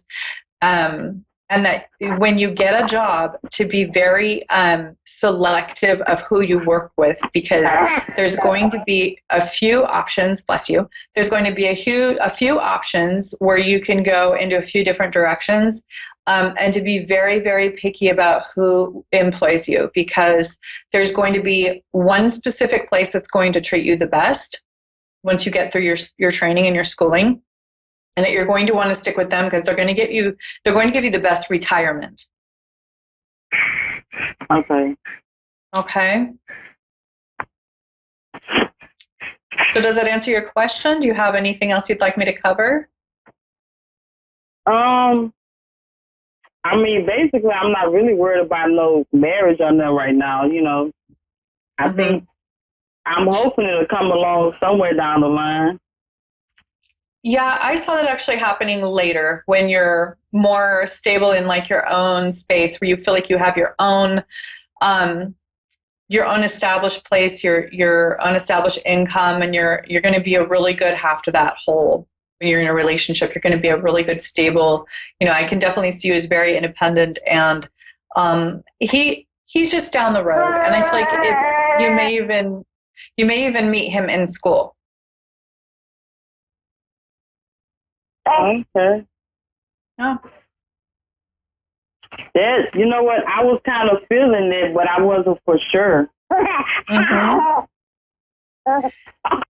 Yeah, it's just going to take some time of you really establishing your situation and just feeling more stable where you are.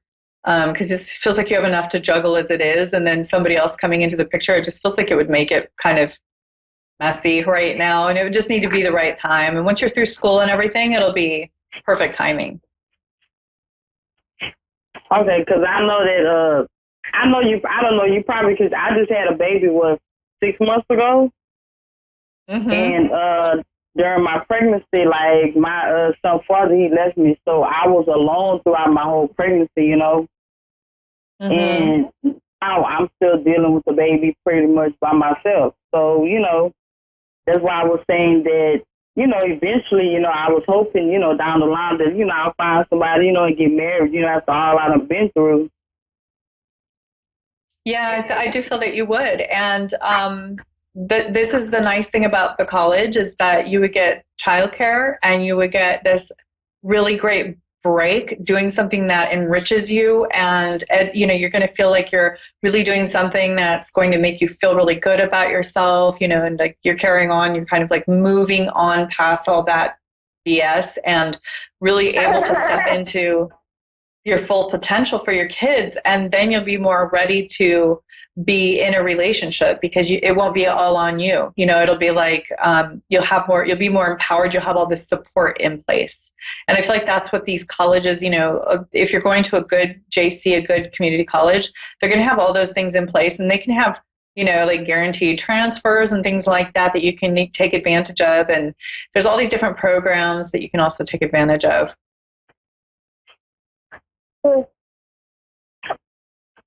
So I definitely see that as a great thing for you. And I think that'll be a great relief for you. I feel like you may have a few things like emotionally that you're going through because of all the stuff that happened with the pregnancy.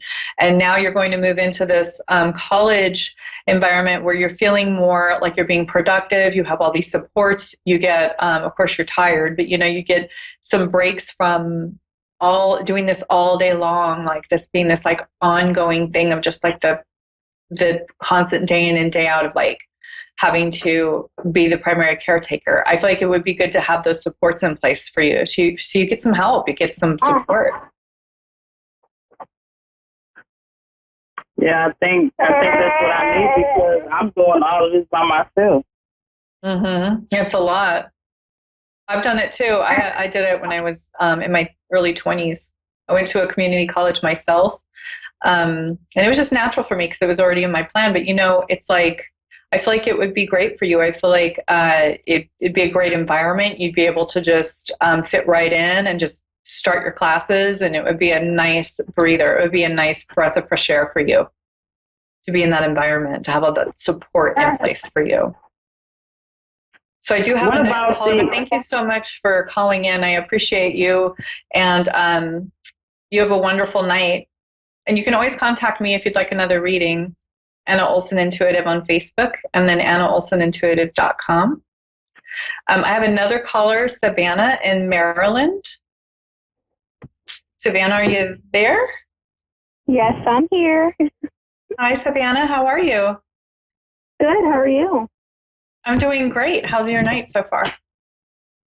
It is eventful. Is it really? Yes, just got done cooking some dinner. Oh, okay. Are you quarantined there, or are you? Yeah, I mean, I still can go to the store and stuff, but for the most part, I've been stuck in the house. Oh. Well, how can I do a reading for you tonight? What would you like me to focus on? Just my career and my relationship, pretty much, and anything else you think I need to know. Okay, career, relationship, and anything else. I can do that.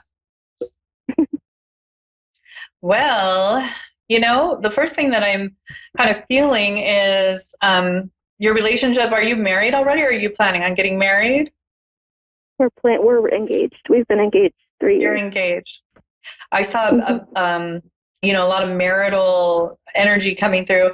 And I really feel like, is he working on getting that income going right now, or has he already established his income in his career? He's already established it, but as of the quarantine and stuff, he had to find other work, of course, and he's already done that. So. Okay, because I really feel like he's a good support for you, and I think because he is such a great support, this is almost like what I'm getting is, it's like he's your support to really give you kind of like all this choice in like what you want to do, which is really wonderful. You have this great foundation to go into whatever you want to do. And you have like extra time and extra support that you may not have had without him. So I feel like he's a really great guy for you. He is, but he has his moments. We've been having a rough time. That's why I asked. But okay. He overall is just very amazing and hard to find in a man. All the things that he has. But yeah, the thing about him really establishing this foundation for you is, I feel like he probably feels like he's put in a lot of work and he's hoping to get a return for that. And that's basically the energy that I'm getting from it, that you're really kind of starting a new chapter for some reason. And are you thinking about doing something different than what you and he had originally planned on? What does that entail? Like a career or schooling or career? Career. Me specifically, I'm a cosmetologist. That's what I went to school for. But I'm also really into space. So I have a dream of going to school for space science, but I don't know if that'll ever happen. Just school for what? Space science or astrology, either one. Okay. Well, this is the thing that I'm getting, is that you have this new chapter that's kind of opening up, and every like maybe 3 to 5 years that a couple's together, they tend to have a different partnership that happens, because people change about every 5 years or so. It can be anywhere from like 3 to 5 years. Depends upon how quickly you're growing spiritually and what's going on in your life. So I'm feeling like you guys are just transitioning through your regular stuff. And what it is it's uncomfortable. We're in a quarantine environment right now. Things are uncomfortable. That's just the stress you're feeling. You guys have a lot of maybe sensitive things coming up right now. Does that sound right to you? Yeah. Yeah. But we're working through it in a good way, I feel like. But it feels better knowing that. Yes. And so it's about the quarantine. It's about the world events right now. It's stressful. It's causing a lot of relationships to really kind of take a deep, hard look at, what are we doing together? What's our goal? That's the same, I feel like, is coming up with your career. It's all these things at once. Right. And absolutely. What I'm seeing for him is, I really feel like he takes the bull by the horns, and he's just really driven, and he's very masculine. 100%. Yeah. And so his personality is intimidating sometimes. What was that? I said it can be very intimidating sometimes. Yeah, and it's good for you to know. Do you have any sensitivities in your past where masculine men have been intimidating to you in a very negative way, where you feel scared? Yeah. Yeah. So the first thing I want you to know that Spirit is telling me to tell you is that he's a good guy. He's safe. You're safe with him. He's safe. The reason why he is so powerful in his personality is because he was made that way spiritually. That's his role. And he wouldn't be so grounded financially and all these other ways if he didn't have that personality. So with the sweet comes the sour. Everything that's really wonderful kind of has its sour side.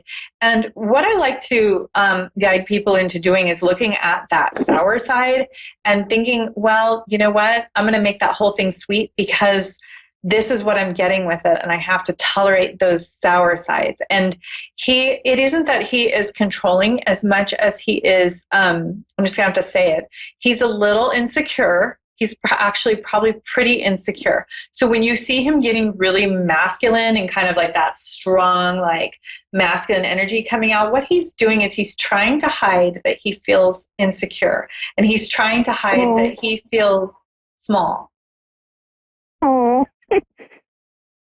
Yeah, we've just been really having, we had a kid 2 years ago, and you know how that happens after you have a kid. You kind of just lose your relationship a little bit, and we had to come back from that. So we're finally getting to a point where, you know, he's trying, he's showing me, he's trying on the things that he needs to fix, and I just want to make sure that he's the one I'm supposed to be with, and that I'm not wasting my time, pretty much. Well, you're not wasting your time. I think it's like, you have to understand that no matter what relationship you're in, it's going to have a difficult side, and you're going to have to do work either way. I think he'll be fine. Definitely put your foot down if he gets, physical or anything like that. I think you'll be fine, though. I don't really see that as like an issue. No. Yeah.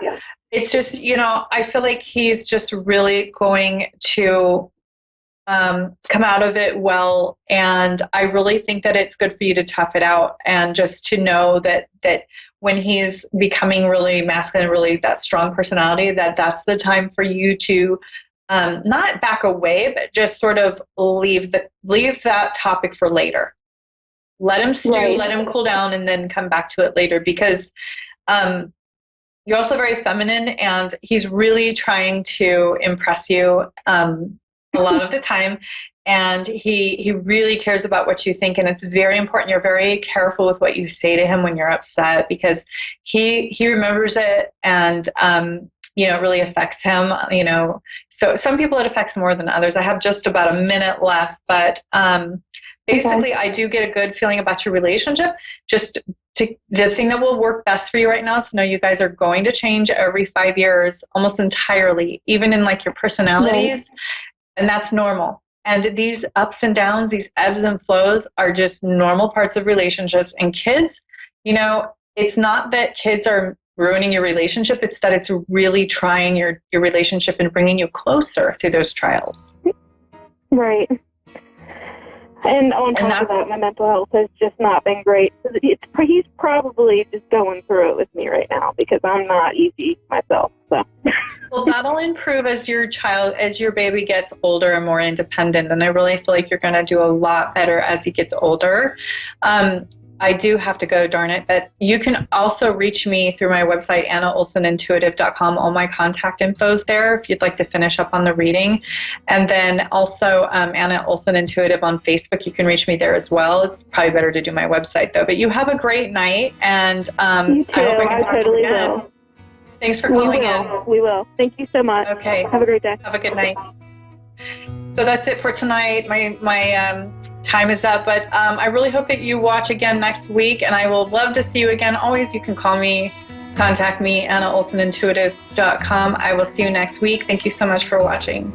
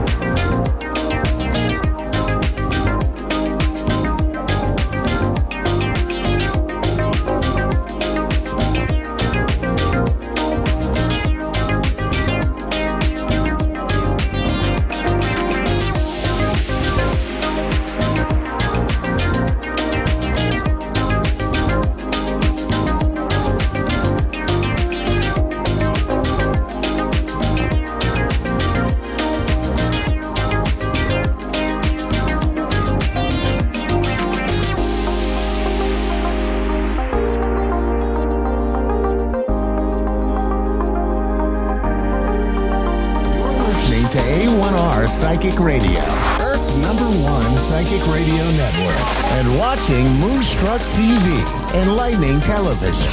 Welcome. Time for Guidance with Glennis. With Glennis Ewing. Live from the tranquilroom.com.au. Connect direct. In North America, dial 888-454-2751. In London, 20-3519-2158. In Sydney, dial 02-8488-3147. Or online, contact us through our Facebook page, facebook.com/psychic radio. Or one of our websites, AskOneRadio.com or Moonstruck.tv. This is Guidance with Glennis on A1R, the Ask One Radio Network. Well, good afternoon, everyone. Glennis Ewing here at the Tranquil Room. So, welcome to Guidance with Glennis. Last week was such a phenomenal experience for me. It was my first show, and I'm back again live today. And so, if you're ready for a reading, give us a call. And I just want to very quickly just touch base on how we ground ourselves. So, when we're walking around a lot of people, you quite often feel people's energy, and there are times when you'll pick up that energy, and then you get home and you wonder why you're feeling out of sorts. You're wondering why you've got a lot of chaos in your head. I would highly recommend that you ground yourself, and it's a really, really easy thing to do, and all of us can do it. We don't have to have a psychic enlightenment for this to happen. It's as simple as taking your shoes and socks off, going outside, and just allowing yourself to feel the grass or the dirt under your feet. Now, for me, I always ask that all negative energies be released from my physical being. And it's like someone's pouring a glass of water over the top of your head really, really slowly, and you get that feeling of it creeping down really slowly. So that's just everyone else's energy. And I just release that always down through my body, through the soles of my feet, into Mother Earth. And I can guarantee you that if you were feeling chaotic before, or if you were feeling a little bit anxious, this is the most beautiful thing you could do. Another great way for grounding is, having a shower, and just imagine that the shower, and when you look at the water going down the drain, that is all the negative energies around you. It's a phenomenal thing to do. It is so basic. It doesn't cost you anything. Every one of us can get our shoes and socks off and find a bit of bare dirt or grass, It's just a beautiful way to allow Mother Nature to take you down to feel fully cleansed and fully grounded. And believe me, it'll give you a massive cleansing. Next week I'll possibly talk about protection. I think that's really important for us as well, and I'm just dropping a note for that. And so the grounding is really, really important, So it gets to a point where you will actually feel yourself less chaotic, and it could be also as simple as sitting in a chair with your shoes and socks off again, and just breathe in really slowly. So you breathe in for 3, hold for 3, and then breathe out for 3. It's another really good way to ground yourself. If you're feeling nervous, if you're feeling anxious, this is a phenomenal thing to do. It's like if someone's asking you to do something really, they're coming at you quite fast and they want an answer from you straight away. Just take a step back, take that deep breath in, and then release, because it actually allows you time to respond instead of reacting. And it's a really grounding thing to do. When you are finally stepping into your own being and doing what is right for you, this is a beautiful way to make sure that you're answering anything that's coming at you. You can address it properly. So as I said, you will respond instead of reacting. It's a phenomenal thing to do, and it's just do that deep breathing. If someone's coming at you going, I need an answer now, and you're feeling your gut instincts telling you that this is not feeling right, just turn around and say, I'll get back to you on that, or I've got to check my diary, or I need to finish this, and then I can answer you. Because what you're doing is you're giving yourself time to just make sure that you're responding to the question and not reacting to it. Or if someone's giving you a judgment, take that step back, breathe in, hold it for 3, and then breathe out again. It's a great way to fully allow yourself to be grounded. And then, okay. So what we're doing right now is a really beautiful way of looking at how we can support ourselves. I will. I'll tap into the protection side of it right now. I'll do a bit more of a further call. Next week I'll do more of a call. And but with the protection, it can be as simple as looking at wearing either amethyst, a little crystal that you could have in your bra or in your pocket, or even black obsidian or black tourmaline. And I'll be talking about crystals throughout the session, so, throughout the next 12 weeks or 11 weeks now. Okay, so we've got Wanda on the phone. Hi, Wanda. How can I help you today? Hi, I'm just told that you do free readings. Yes, I am, darling. I'm sorry, what? I'm doing readings today, yes. Am I supposed to just ask questions? I'm not sure how it works. Yeah, what's your question for today, darling? How can I help you? I just want to know, what my near future has for me. Okay, just take a deep breath in for me and breathe out. Just really settle yourself, Wanda. Okay. Okay, I'm actually feeling that you're in a fair bit of chaos just at the moment. I feel your energy is quite heavy, but I don't believe it's anything to do with the virus. I feel that this is very internal. I've got you actually feeling, Wanda, there's something in regard to your past that you really need to cut ties with.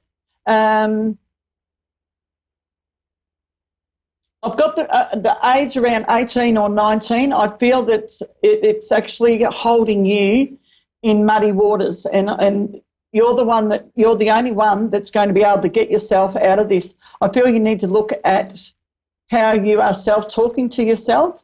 I've got the muddy waters clearing for you, but I feel you need to do specific work right now.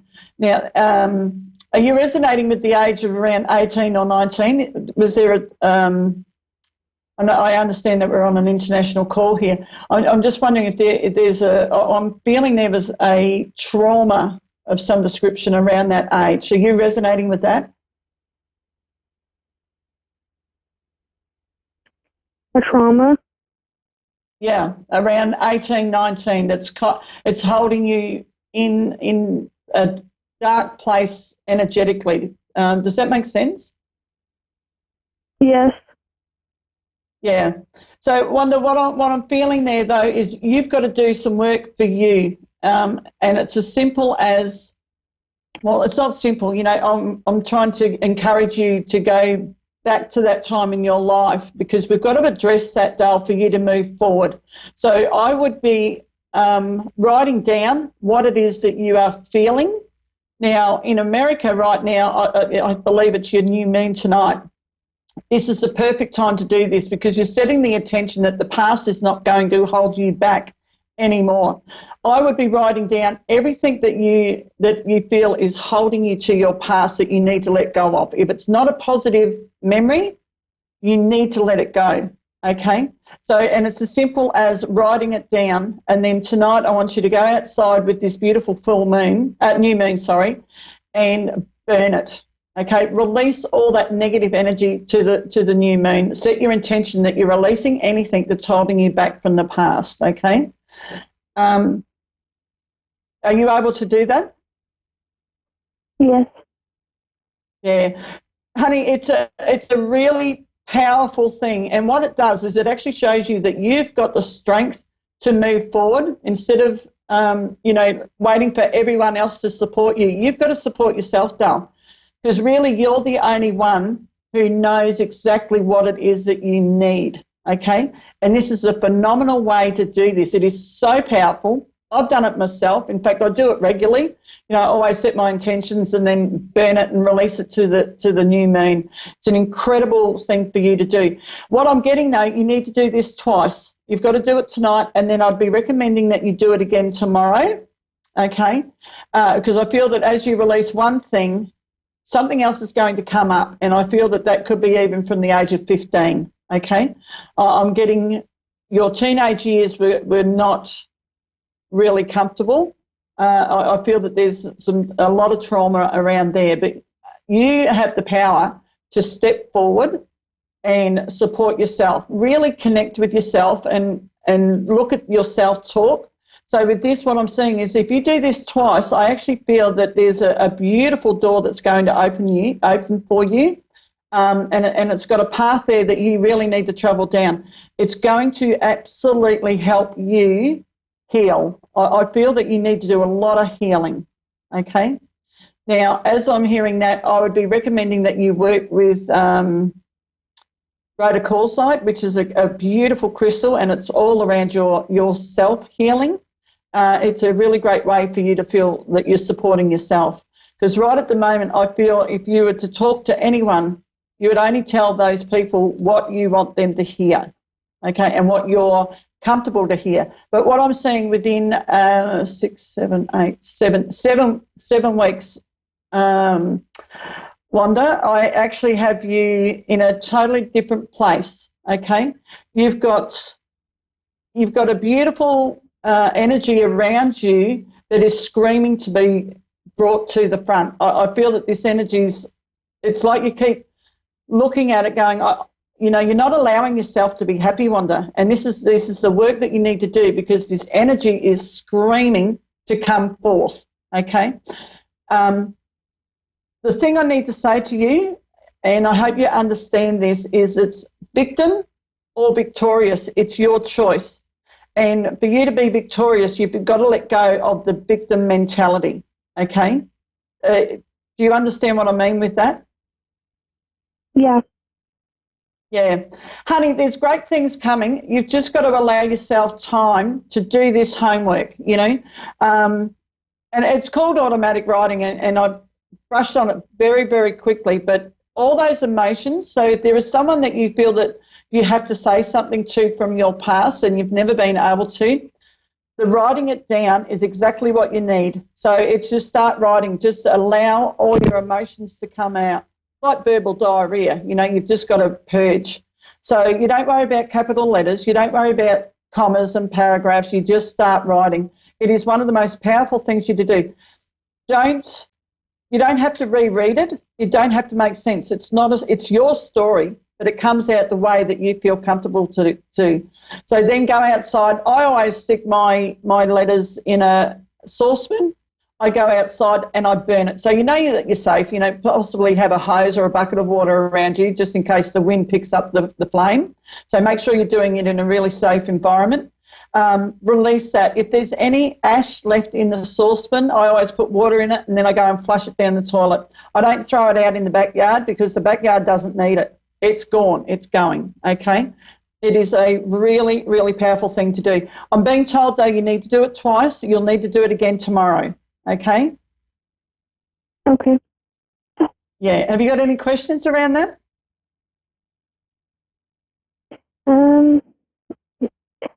Would it help my anxiety? This will really help with your anxiety because I feel your anxiety is coming from the trauma that you had when you were 18 or 19, even as far back as 15. This will really, really help. So with your anxiety, I would be really looking at what the triggers are, but I feel that by doing this homework that I've set for you to do, like the automatic writing and the burning, this is really going to support you with your anxiety. I feel that it's going to help you clear. I'm not seeing you having these anxiety attacks, or I feel like when you have an attack, it's almost like you sit in that for 2 or 3 days. This is actually going to really help you to move forward from that. I've got a beautiful, smooth path in front of you. I've got sensational, beautiful, beautiful, caring energy behind you. You need to bring that to the front. You don't want the beautiful energy at the back of you. You want to bring it to the front so that you can see that there is sunshine in your day. Okay? You need to be grateful for at least 3 things throughout your day. So when you go to bed at night, think of 3 things that you're grateful for. It could be as simple as having a beautiful mattress to lay on. It could be as simple as having a blanket that you can pull up around you, or if you're in America, so you might be coming into the heat. So it's as simple as having the fan on. Always go to bed grateful. And it doesn't need to be 10 things. It could be 1 thing. I always work on 3. I love the number 3. So, there's a really good path and a beautiful future ahead of you, Wanda, but you need to do the work now and you need to become victorious. Don't stay in the victim mode. Step up above that because you deserve better than that and you are worthy of that, okay? Okay.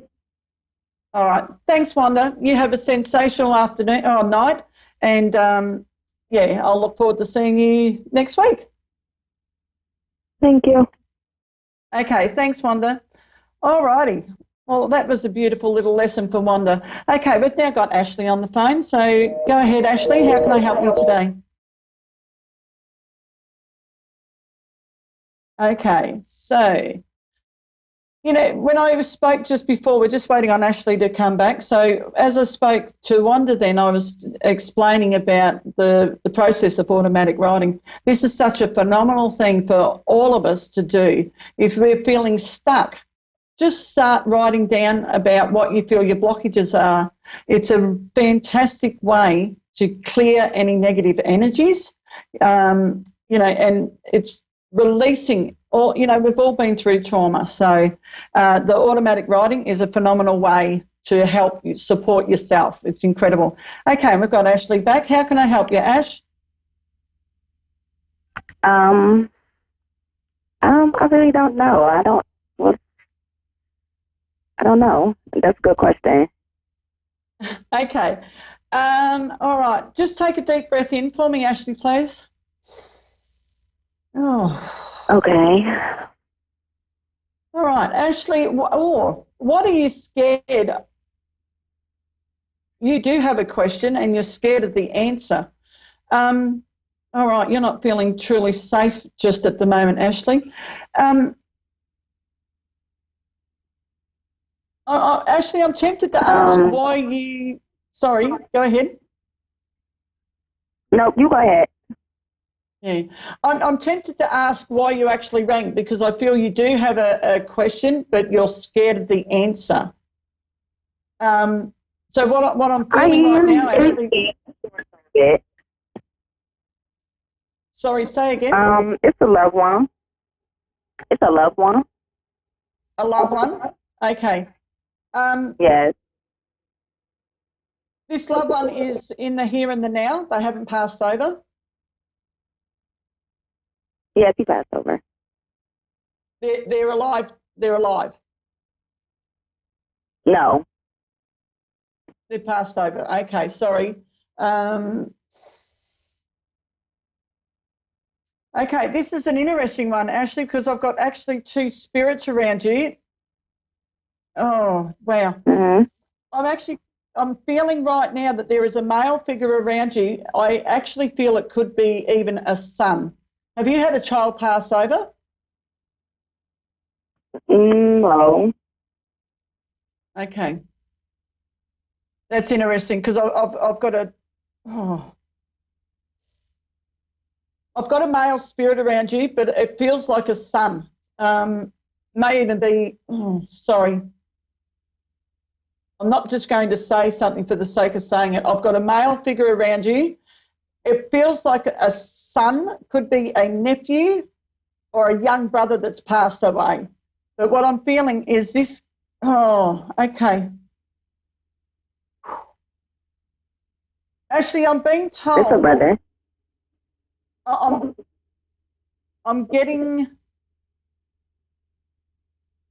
actually getting a warning around you right now that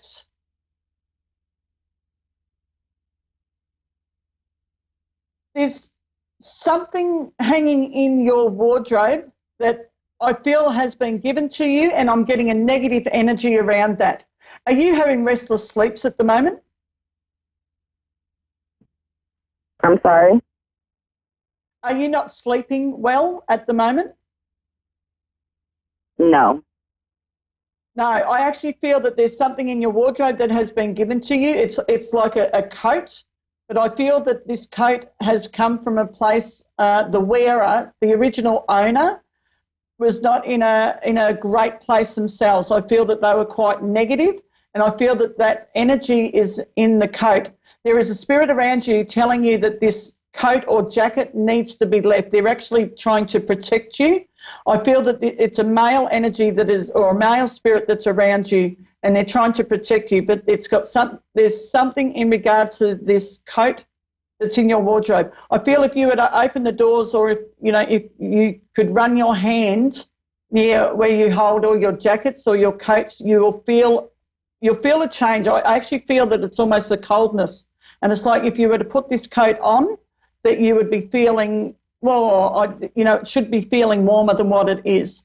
I would highly recommend that you go and burn the coat. I don't even want you to give it away. Don't give it to charity. This needs to be burnt.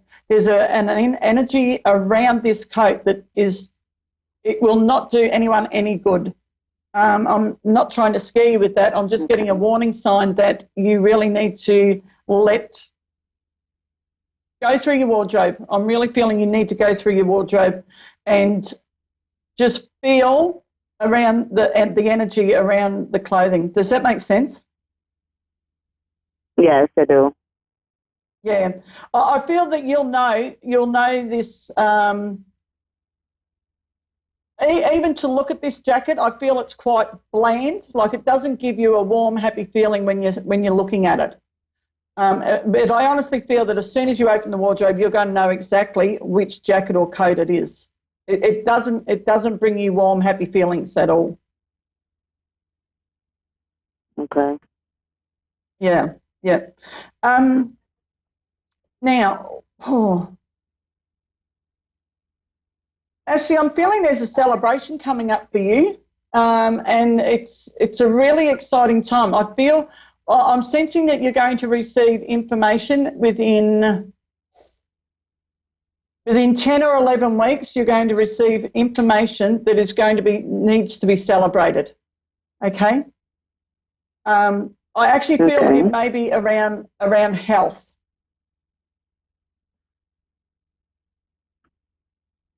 Are you understanding that? Yes. Yeah, like I feel like I need to get the champagne glasses out and celebrate. I just feel that I'm not sure if it's your health or someone else's health around you, that they've been struggling for a little while. And I actually feel that it's either a new medication that you're going to be taking, that is within roughly 11 weeks, you're really going to feel totally different. Your energy picks up. There's reason to celebrate. Okay. Yeah, that's great. Are you confident enough now or feeling safe enough now to ask me the question that you need to ask? I don't know about my love life. Like, what's going on with my love life? What's happening with your loved one? No, me, my love life. Oh, your loved one? Okay. Wow. You know what? I'm sorry. It is a question I really want to know. Yeah. I always see this red bird. Always a red bird. Like everywhere I go, it's a red bird, and I Googled it. Mhm. I'll get you and to I repeat Googled that. it, and it's a red bird. A rare bird? You have a rare bird around you, or you're seeing it in your Everywhere. dreams? A red bird. No, Okay. I mean like it's everywhere. Like everywhere I go. Okay. Red bird. So the colour red is telling me that's all about protection, but it's also about uplifting. The colour red is a really vibrant, uplifting colour. Is there 3 birds in particular? Like, are you seeing just one bird, or is there 3? I feel that there is 3. It's like a little family. Yes, 2. Yeah. What I'm seeing with all that is there's actually a spirit trying to reconnect with you. It's a female spirit, and I feel that when they were here, their passion was all about the birds. I feel that they used to do a lot of nature walking. I feel it's a female spirit.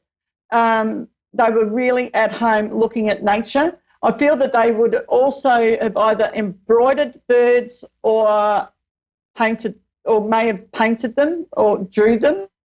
I'm seeing them being around you and keeping you safe. I feel that it's a spirit that's trying to reconnect with you, and the message is that you are safe, and it's also to let you know that they have passed on. Their spirit is actually at rest, and the bird is quite significant for you, and I'm feeling that this bird is coming back to give you comfort. It's almost like a warm hug, okay? I'm also feeling that, have you researched what the red bird means? Because what I'm seeing with that is that there's a lot of protection around you, and there's a lot of strength, but I'm also seeing that psychically you would be able to all but hear what these birds are saying to you. There's an incredible amount of love being presented to you. Okay. Okay. What I'm feeling is a cardinal. Yeah, I'm just feeling that these birds are telling you to put your head up and look at the sunshine. It's like bring in the natural light and be more. There's great things around you, and these birds are trying to tell you it's time to lift up your spirits. Okay? Okay. Yeah. I actually get excited because I feel that you're really it's almost like you're going to get this light bulb moment very, very soon on exactly who the spirit is and what these birds are trying to tell you. Okay? Okay. Yeah. You're very safe. Very safe, and I'm just feeling it's time for you to start smiling again and smell the roses. All right? Yeah. Yeah. Okay, well, thanks, Ashley. Thank you for joining me today, and I hope you have a fantastic weekend.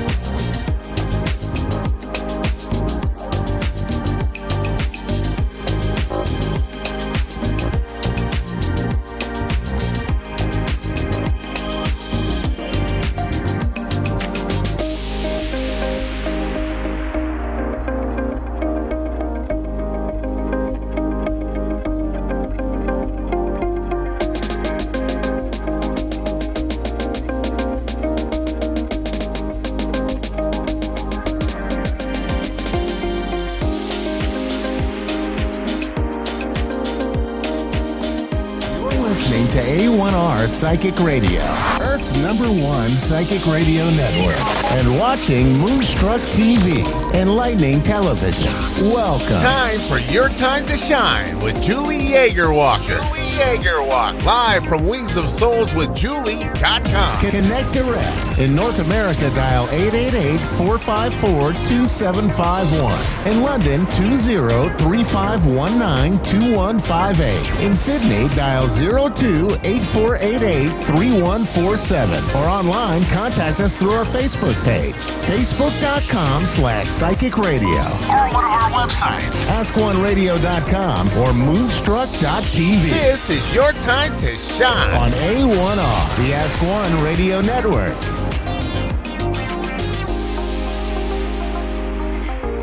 Good evening, everyone, and welcome to Your Time to Shine, a radio show designed to help you explore your own divine gifts. How is everyone doing this evening? I hope tonight finds you well wherever you are, and thank you for tuning in and listening on A1R Psychic Radio. So I don't know about you, but things have been crazy, and I have been like a squirrel focusing on shiny things. I can't keep my attention anywhere, doing anything, so it's been really crazy. Really feeling kind of discombobulated, and I think it's because everything going on in the universe. We had a new moon. We just got through with a new moon. We have some meteor. We have some things going out, and literally in the universe, some meteor showers and different things that is just keeping me all over the board. It's been a very interesting week. However, I'm really excited to be here tonight.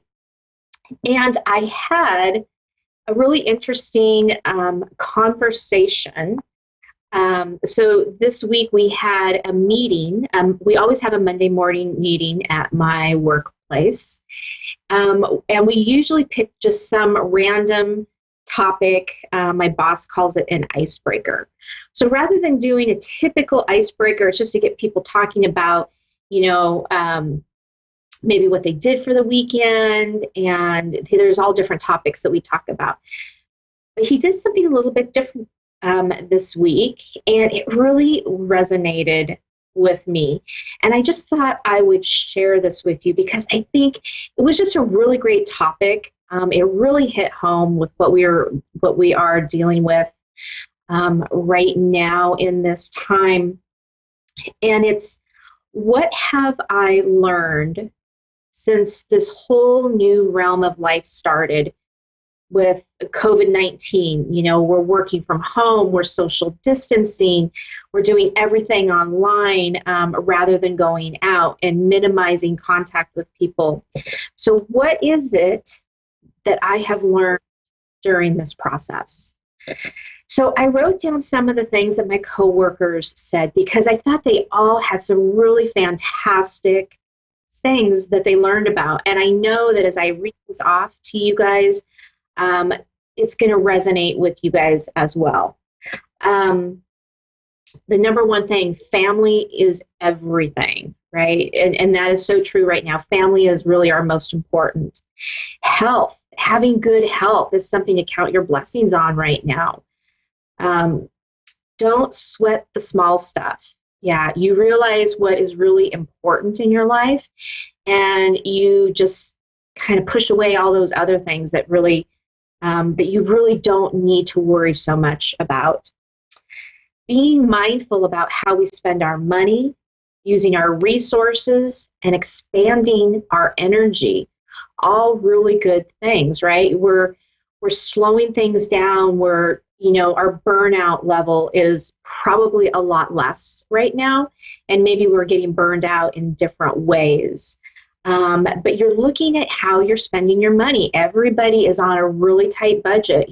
Companies are furloughing and laying off, and families have extra expenditures with maybe healthcare right now too. So looking at how you're spending your money and how you're using those resources, right? Slowing down in general. just slowing everything down, and really taking advantage of being home, being with family, that type of thing. Gratitude. Writing in a gratitude journal daily to keep your spirits high, to keep you in the positive with all the chaos going on. Really, really important. Also, what can I live without? Again, during these times, what can you live without that you thought before you absolutely had to have? It was like a non-negotiable in your life, right? I can tell you one thing I can't live without. I can't live without my hairstylist because I desperately need a haircut. And I'm sure many of you do too. Taking the time to understand our common sense and turning that from fear to love. What does that mean? That means stopping and taking a look at what you're doing, what you're buying, making sure you're not hoarding all the toilet paper, things like that. The common sense things that sometimes leave us when we're kind of in this fight or flight mode. So taking all those things into consideration.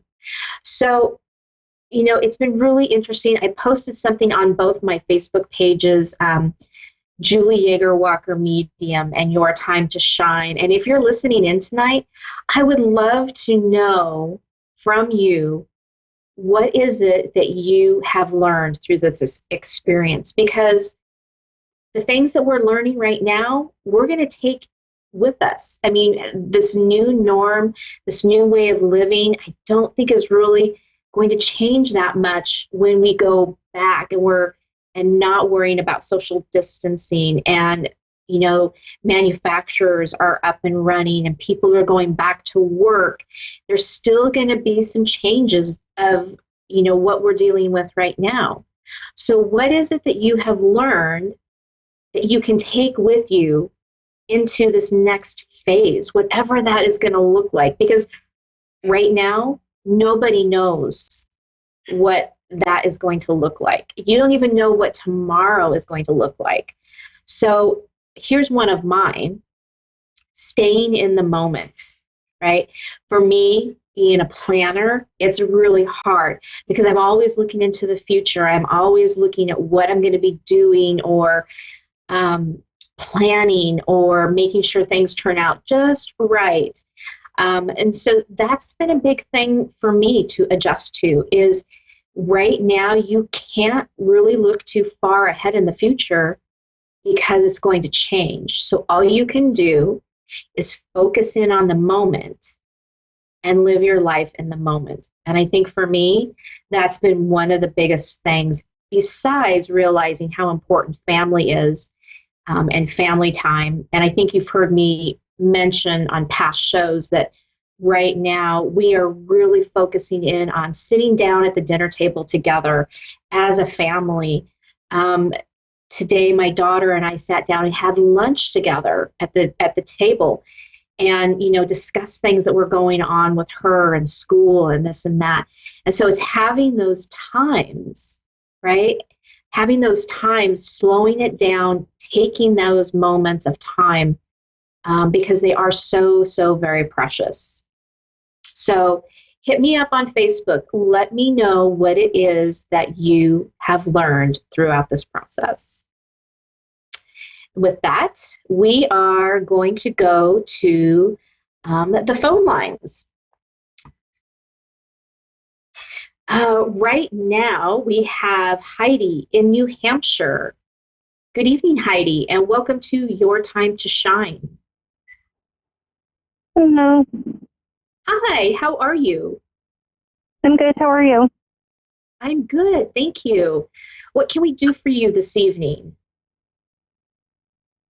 I was having questions about relationships, and I was just curious if there was anything you could tell me about that. Okay, perfect.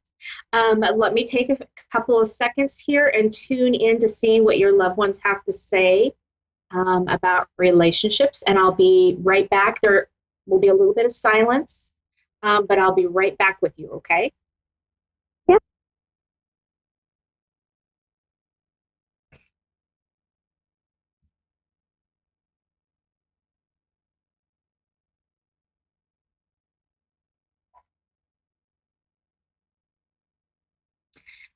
So I'm getting that this is a very new. So I am seeing this relationship as you and a partner, you and a couple, as a couple, and the relationship is it's very new, it's very fresh. Um, there are there's lots of things the two of you are trying to navigate right now, beyond like the outside world influences. Um, it's Hang on just a minute.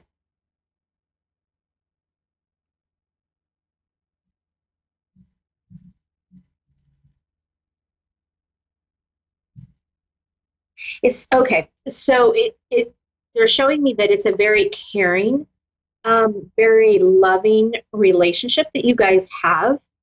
Like I said, that you are struggling with a few things, but I think that's because you guys are trying to understand your your backgrounds and your history, maybe, and trying to kind of navigate that a little bit. Mm-hmm. Um, so how long have you been in this relationship? Has it been like 2, 3 months, maybe? Yeah, about 2.5 months. Okay. Okay. So I'm being shown that this is going to be a long-term relationship for you. It's going to be a very nurturing relationship, one that you may not have experienced in the past, but you're already seeing signs of that. But they're showing me that you're hesitant because of maybe past relationships. And they're wanting you to know that this is a discovery phase. Does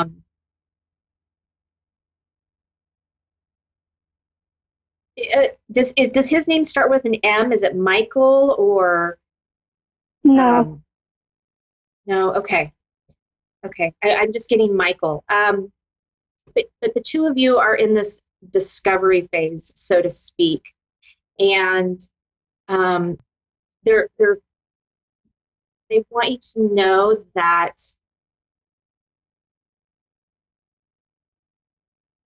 sorry, I'm trying to get them to slow down. It's coming in pretty quickly. They want you to know that you need to keep your mind open to what's going on. Because I almost feel like you're kind of contracting and shrinking in a little bit as this relationship moves on. Like you're kind of in that almost apprehension, fear-based mode of, I really don't know what's going to happen and something doesn't feel right. And what you're feeling is what you have felt in past relationships. And they're saying that's not what this relationship is about. It's a growing period for both of you to experience life and to experience what a good relationship is supposed to be about.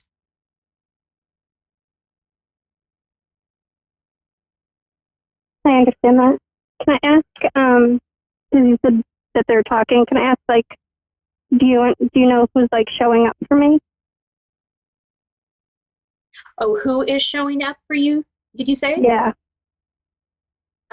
Okay, so let me tune in here. Sometimes, information just comes to me and I'm not really aware of who's coming through. So let me find out who that is. Just a minute.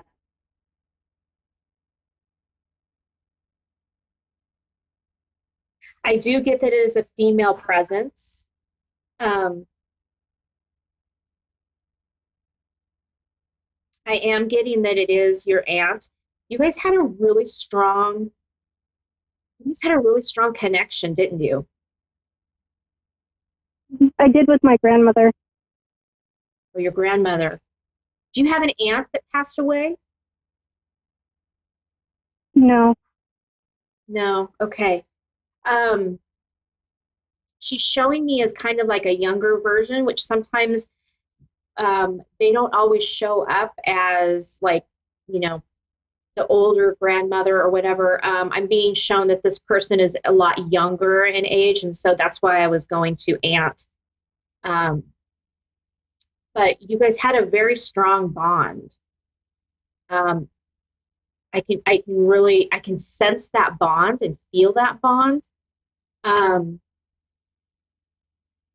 She hasn't been gone for very long, has she? Mm-hmm. About 10 years. Okay. But she's the most recent person who died in my life. Yeah. She's saying, follow your heart. Your heart is never going to tell you wrong. Your heart is never going to steer you wrong. It's your conscious mind that is getting in the way. She said, so you need to sit and settle in your heart to know what's right for you.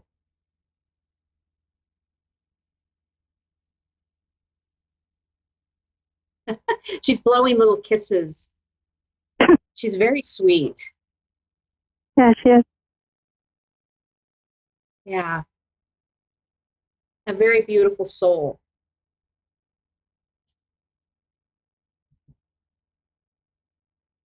Well, Heidi, is there anything else that I can answer for you tonight? No, that was it. Thank you. Okay, thank you so much for calling in. Thank you so much. Bye. I appreciate it. Bye-bye. Next, we have Aubrey in Columbus, Georgia. Good evening, Aubrey, and welcome to Your Time to Shine. Hi, thank you. How are you this evening? I'm good. How are you? I'm good, thank you. What can we do for you tonight? Well, I just have a few questions regarding a recent relationship, well, breakup. Okay. Per se. Okay. Okay. Are you okay? So let me tune in to what your loved ones have to say, and there'll be a little bit of silence, but I'll be right back. Okay. Thank you.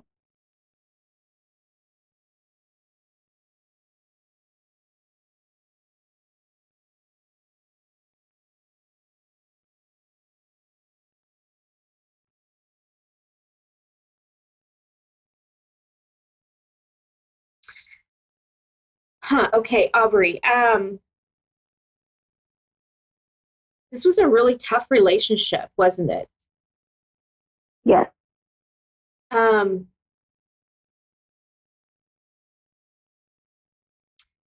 get the sense and the feeling that there was a lot of verbal abuse in this relationship. I'm not getting the feeling that there's like any physical type of abuse, but there's there were verbal abuses, kind of cutting you down and making you less than. You're not the one that walked away from the relationship, though, were you? No. Yeah. So your loved ones want you to know that even though this was kind of a devastating event for you, it was really time for this relationship to be over. It was getting to a point that it was inflicting way too much harm on you and your personal psyche, and you were starting to doubt yourself.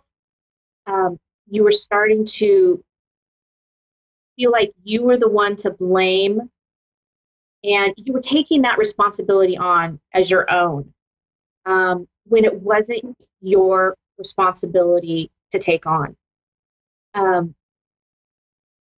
It really is completely on the part of the other person. And I feel how you felt, that devastation, that heartbreak, the what did I do wrong? What could I have done better? And I'm here to tell you, your loved ones are here to tell you, there was nothing that you did wrong. There was really nothing that you did wrong. And it was so time for that relationship to end. Your loved ones are saying that there is something for you to learn about this relationship. One thing they're showing me is that they're showing me that the next relationship you have is going to be so different than this one. And it's going to be the way a real relationship should work. It's going to be an inner working of two of you together working things out. It's going to be a much easier, loving relationship. And they say, and then when that shows up, don't discard it. Don't get frightened off by it, is what they're saying, because of this past relationship. But they're asking you to sit down with a pen and paper and write down your thoughts about this, because there's still a lot of anger with this, right? So what they're showing me is, if you can write a letter to your ex, write everything down. I mean, it can be just whatever comes to mind. Let the anger flow through the pen onto the paper. Okay? Get it all out. Cry, scream, whatever it is that you have to do, write it out. And then take that paper and put it in a dish, or if you're in a state that that you can get outside and not have snow or tornadoes or something going through, if you can go outside and take it in a bowl and then burn it in a ceremonial burn, and then just thank it as you are seeing it burn. Thank it and say, thank you for showing up, thank you for the release, and then let it go. Just getting that out onto paper is going to help you start the healing process. And then once you've done that, you're going to be able to look onto what it is that you learned from the relationship, the good things, right, that you can take with you into the next one, and the ones that aren't so nice, and leave those behind. Leave them at the door, thank them, and bless them, and say thank you for showing up, and then leave them there. Okay. Now, doing a ceremonial burn and all of this, it's going to take some time for you to heal. I don't want you to think that you do this practice and that it's going to go away. It's going to take a little bit of time. So you can do this quite often. Write your thoughts on paper, and then you can shred them, you can rip them up. Whatever it is, you just need to get rid of it. You can't hold on to that piece of paper. You have to get rid of it physically. Okay. But it's a really great therapeutic healing. And it's going to help you. If you can start releasing that, it's going to start bringing that other relationship closer to you, the more you can release. Okay. I'm sorry, that was a lot. It just kept coming and coming. So I hope I didn't overwhelm you with that. No, thank you so much. Okay. Did you have some other questions around this, or another question I can answer for you? No, that was it. Thank you so much. Okay. Thank you so much for calling in, and take care of yourself and do the ceremonial burn. It's going to be a really great thing for you. Got it. Thank you so much. Okay. Have a great night. You too. Bye-bye. Wow, some great stuff tonight. Thank you all so much. So I encourage you to go over to my Facebook page and tell me what it is that you have learned through this entire entire thing that we're going to, this new norm that somehow we're going to come through on the other side. Because believe me, this can't last forever. And we will come out on the other end a little bit stronger, a little wiser from it as well. So remember to, for those people who have family that they are living with right now, and who have that ability, give your family a hug, tell them how much they mean to you, and bless your health, bless the food that's on the table that you're bringing in every night, and be in gratitude, because that's the biggest thing that we can all do right now, is just be in complete gratitude and if we can all take that gratitude and turn it into love rather than fear, that's what's going to change our world. That is what is going to help.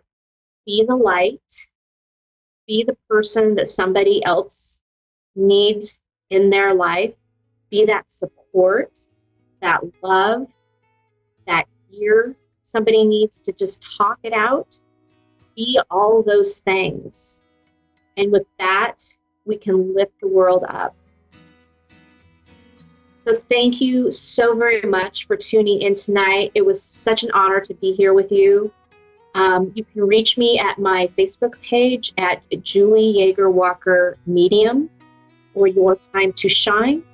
I also have a few more openings left for the end of April. If you want a personal one-on-one reading with me this evening, get a hold of me on my website at www.wingsofsoulswithjulie.com. Everybody have a fantastic week, and I will see you again next Thursday.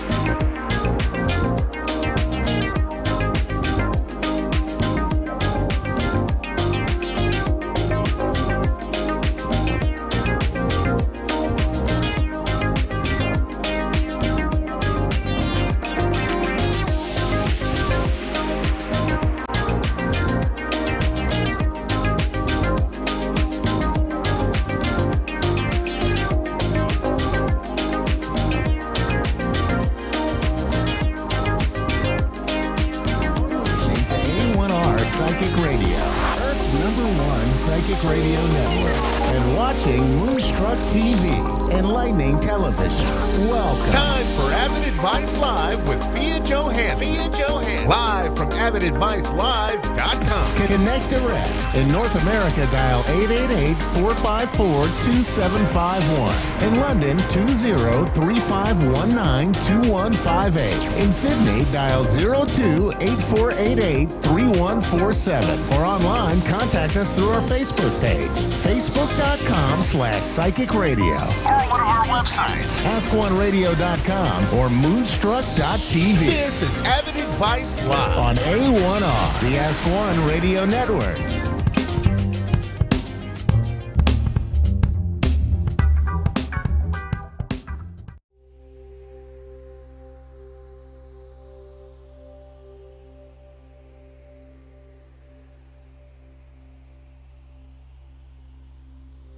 I was at the age of 7. So it was my first grade. Yes, that was my first grade. Actually, it was that I felt that I'm kind of different, compare myself with others in the class. I felt that I feel and see things which kind of weird. It was really weird to me because I didn't know to who I have to talk to. What should I say to my teacher? And how can I explain my experience and my connections to I didn't know at that time what it means. The Holy Spirit, the messages, the things that come to me without asking, or every time when I want to have something, it's just come to me or came to me at that time. So I do remember I talked to my grandma and I said, I feel that I can hear people, I can see people.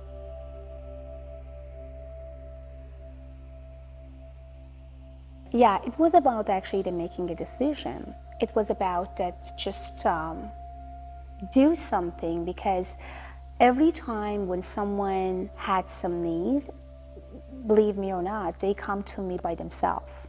I never even knew any of those people, where they are and where I can find them. They came to me, they talked to me out of sudden, and somehow I'm a messenger. And as a messenger, I always has to deliver my message. If I'm not, then I'm getting some punish from God, or somehow some energies come to me and tell me or tell me that you have to, and you did not. So yes, it came so naturally to me. I never decided for any of those messages. Those messages came very easily and nicely to me, and the only responsibility that I have is that I have to deliver the messages.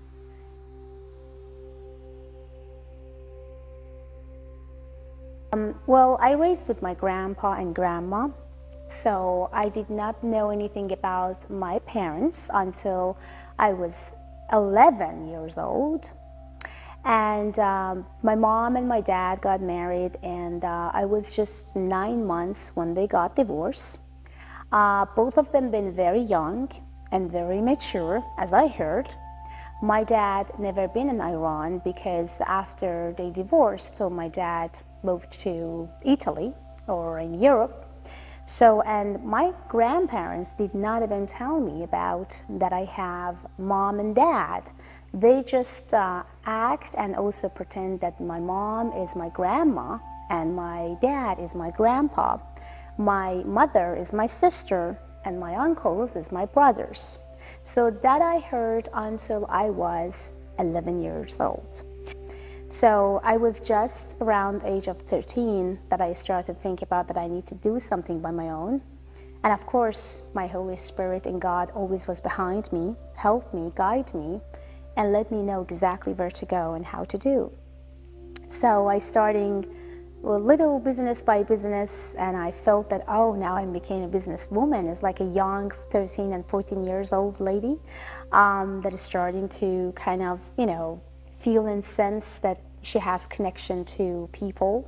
She has connection to God. She has connection to the source that she never ever thought that she could ever go there.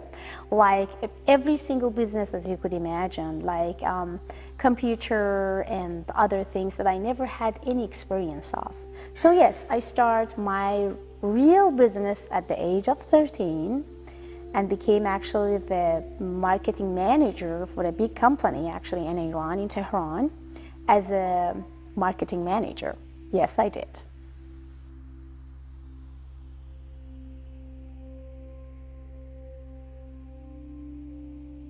Success is you. You are success. Success is everywhere. Success is something that you think and feel and connect into your own abilities. Success is about that you believe in yourself in the first place. Success means that you never let down or let go of anything that you want and wish because someone telling you that you can't. And you know what the most amazing success for me was? When people said, you can't do it, and I did. That means success.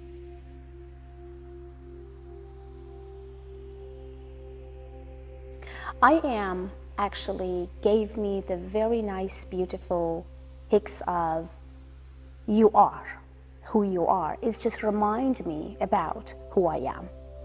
And power is also tell me that get in touch and get connect with your abilities, the power and the gift that you have inside, and try to touch it. And every time when I says I am, I remind myself exactly who I am. And power is telling me what type of power and abilities I have that I can receive and give, or give and receive to my audience, to my clients, to my students, and to my followers.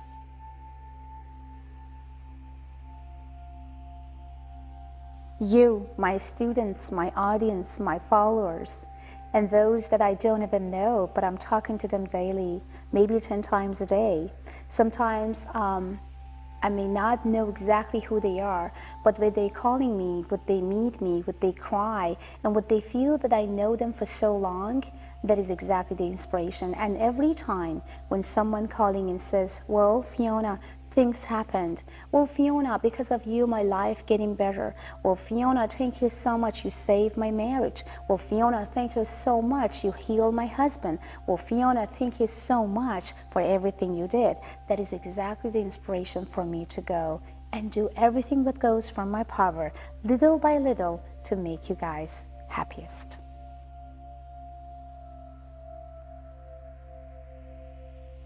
Well, it's very funny because I'm actually having, or had, was still a lot of people who is non-believer.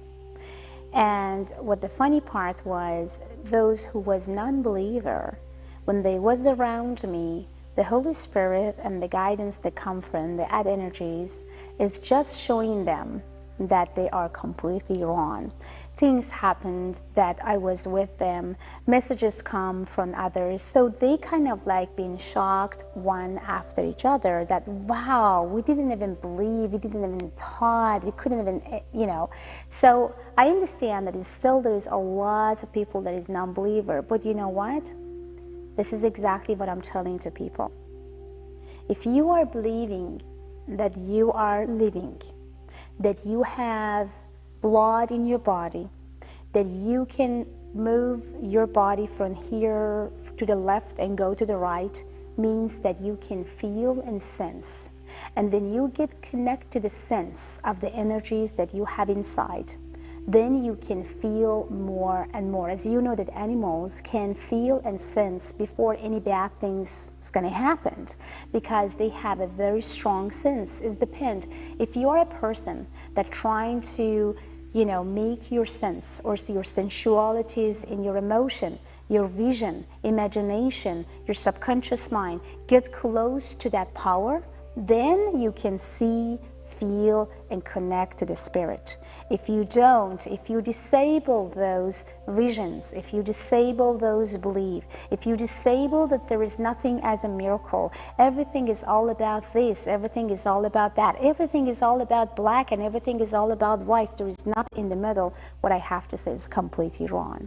Because I could feel and I could see exactly where we stand when it comes to our vision, emotion, feelings, and subconscious mind. If you get close to all of them, you can have and active your psychic abilities and mediumship. If not, it will be gone.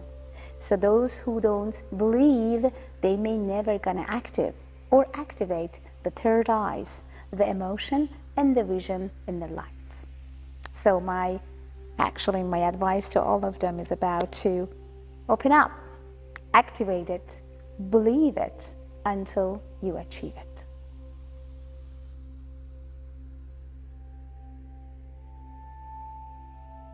Colors hypno my mind and hypno my vision to what I want to receive as a messages. Sometimes when I have a difficult cases or I am in a difficult place with client which I'm trying to help and make them to heal, I am using those colors as a significant fingerprint for myself to receive the messages and to give them the messages. That's why I go to my studio and just like closing and shut the door for maybe half an hour to 3 or 4 hours. I'm using all the colors around, I'm playing with them, and I creating whatever I am waiting or they are waiting to get an answer from me. So yes, when I'm painting, I am not here. If someone screaming at me, talking to me, like my son many times, they come and says, well, Mom, can you do this and that? Well, I couldn't even hear them. So, well, my husband says, well, your phone is ringing, so can you answer? I couldn't even hear that because I'm not here. When I'm paint, I'm not here. I'm somewhere else. And sometimes the way that I'm choosing colors, the shape, the idea, is not something that I'm choosing before I go in. So every single of those that I paint here in my house, it has some significant fingerprint of something that has to do with some of my clients, my achievement, or was very touchy. That's why I feel painting for me, or to me, was always like, just do it. It's time. Do you want to receive that messages, or do you want to heal that specific person? Please just do it.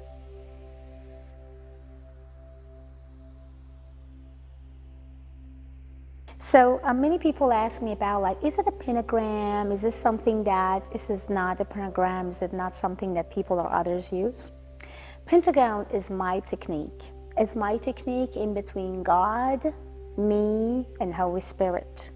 In between you, God, and Holy Spirit. In between math and the quantum physics. So it's all about many angles of whatever you want to be and wherever you want to go. They guide me, they tell me, both in a science way and in a very spiritual way. That's why I'm using Pentagon as whatever you want me to ask for. And this is a technique that I can't really teach anyone, because this is something that come through me, gave me the messages, and almost after so many years, I received 99% accuracy for the Pentagon reading. And it's all about your real date of birth, and also is about what you want exactly to know, and what type of messages I can receive. And if there is any warning, anything that you should be aware of, the Pentagon will tell you what to do or not to do.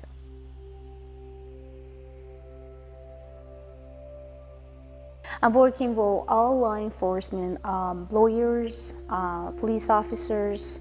Also, I had a couple cases with the highest top.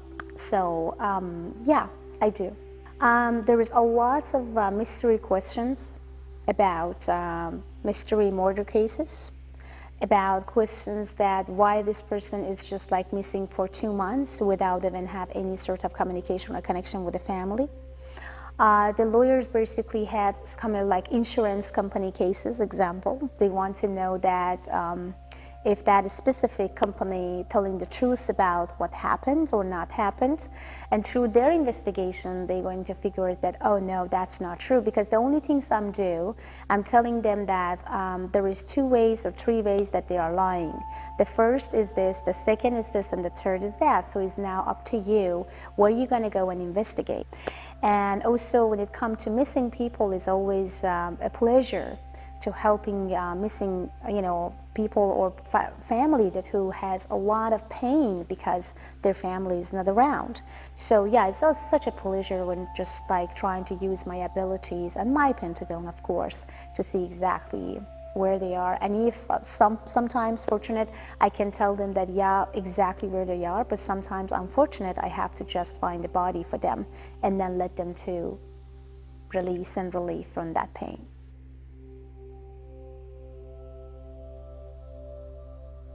To me, it's all about messages, and it's all about spirit messages. I dreamed again, and in my dream, I saw a very beautiful, gorgeous lady. I couldn't see the face, but I saw the beautiful white hair, long, white, beautiful hair with the white dresses. And when I said dresses, because she wore a couple like dresses through her, it sounds to be that I could see her to transfer from the one place to second place and changing the dress through the white again and again and again and again. And to me it was about what is the message is all about, why I dreamed about her. And then I didn't know exactly how and which way. Then I asked again, can you please tell me what is all about? Can you just please tell me why I had you in my dream and who are you? So next day, not, but the second day, I dreamed about her again. And she said, where white became light. I woke up and I felt like, oh my God, what is that? And again, I back to sleep. And she come back again and says, where white became light. And it was exactly when I started to heal cancer patients. That was exactly when I started to heal animals. That was exactly when I healed, when I got the results as a healer, that how strongly things got exactly what we want. So, and that was a message to me. If you want to heal people, then wear white. And I felt that, okay, maybe it's just a matter of timing when I'm touching them. But then when I ask, I receive the messages and says, no, until you die. You wear white until you die, because it sounds to me that something activated in my mind and my body to be a healer, to heal disease that doctor says there is no way to heal. That's why I'm wearing white until I die.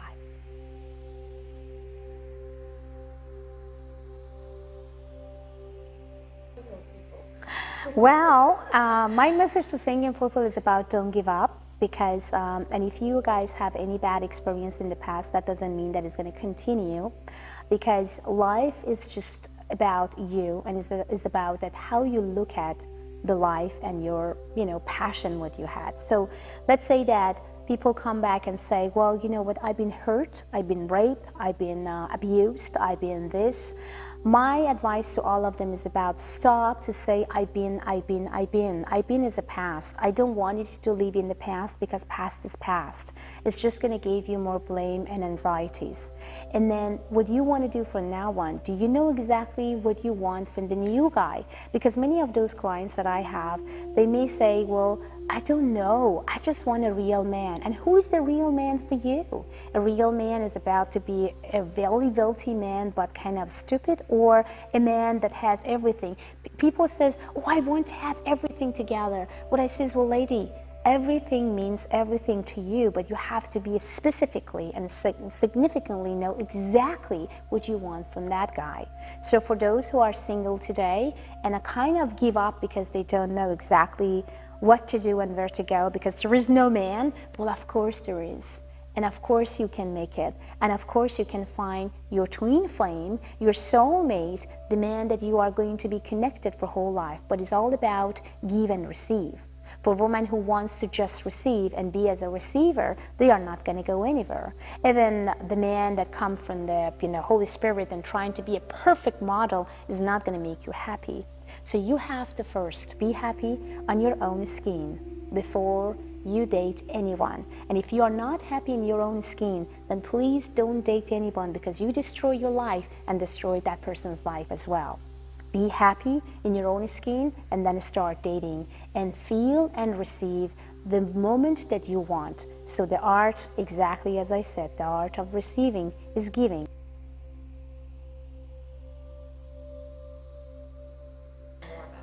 I love horses a lot. I did from age 10, actually. I would love to follow everywhere, look in every magazines to see, because to me, horses was a beautiful, gorgeous spirit. And I felt like the way that they are, their muscles, their beautiful eyes, they hypnote me, like, you know, like hypnotizing you when you're talking to them. And when I was there for the first time, when I was like touching my first actually horse to see exactly like how it's going to be the feelings, it was just like, I think I was 13. And kind of I was scared at the beginning because I was a little girl and that the horse was completely like tall, muscle, and it's like, but the only way that I could connect to that horse and feel completely in love with it was his eyes. So from there, I could see and feel the eyes of, you know, every single horses that I could even see through the magazine, through actually, you know, TV shows and everywhere, that I am connected to them. And believe me or not, it was so cool because every time when I manifesting or want to manifest about something, the first things that come to my mind, that was the beautiful eyes of horses. And specifically the first time that I met my first horse at the age of 13, I always remind about that beautiful eyes. Every single of horses has a significant eyes, which telling you about who you are and what to do to get better. Many of horse owners asking me, well, how can you tell to my horse? Because I told him before in the past, I told her, but they are not listening. But they do listen to you right away, right now, and it's all about connection. So your horse and the way that your horse come to your life, it means a lot. That means something for you. That you are connected to your horse in the past life. That means that this horse may gonna tell you something or some messages that many of those owners doesn't know how to connect with. That's exactly what I'm doing. Many of those horses wants to be famous. They are jumper. They want to win. Their owners would love to win, have a desire to win. Well, but they want to make sure that the horse exactly understood the fact that what exactly his or her desires is. And that is my role, to go hypnotizing horses and telling him and her exactly what to do and not to do to make her happiest or feel healthiest or wealthiest, whatever she or he wants. So that is exactly what I did. At the same time, I heal horses a lot. Horses with the pain, emotional pain, physical pain, and any pains that maybe a doctor couldn't really do anything with them. I could, and I did, and I succeed, and I'm happy for that. That's why I'm very connected to horses. I am strongly connected to their energies, and I can do everything that goes from my power to make them, both horse and horse owners, happiest together and having and fulfill their desires.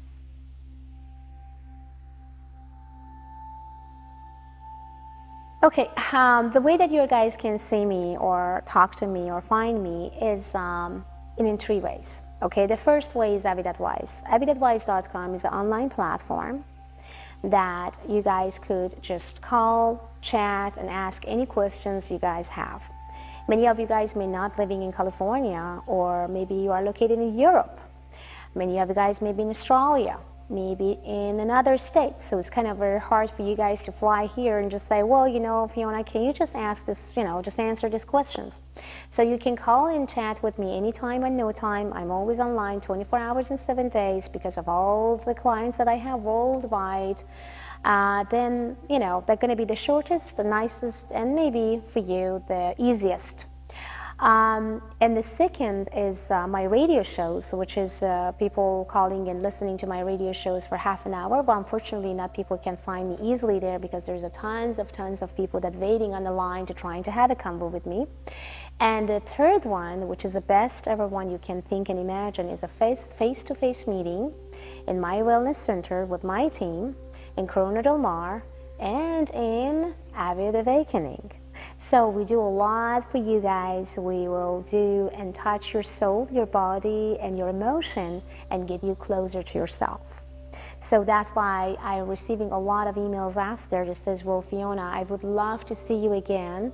I would love to talk to you again and see your team, because after I went home, I just been someone else, somebody else. And of course, this person can't come back all the time. So what they are doing, they calling me on Avid Advice after that, and they asking again for other, subject and object what they have in their life, and they want to make sure that if they can make it as a progress. So that is exactly what I'm doing, and that is exactly what I did all my life until now. But of course, Avid Awakening is much better because you are guys going to meet me. We both can exchange energies. We are going to hike, and we are going to see exactly what type of need you have and what we could do to make you happiest, healthiest, wealthiest, and get connected to your own soul.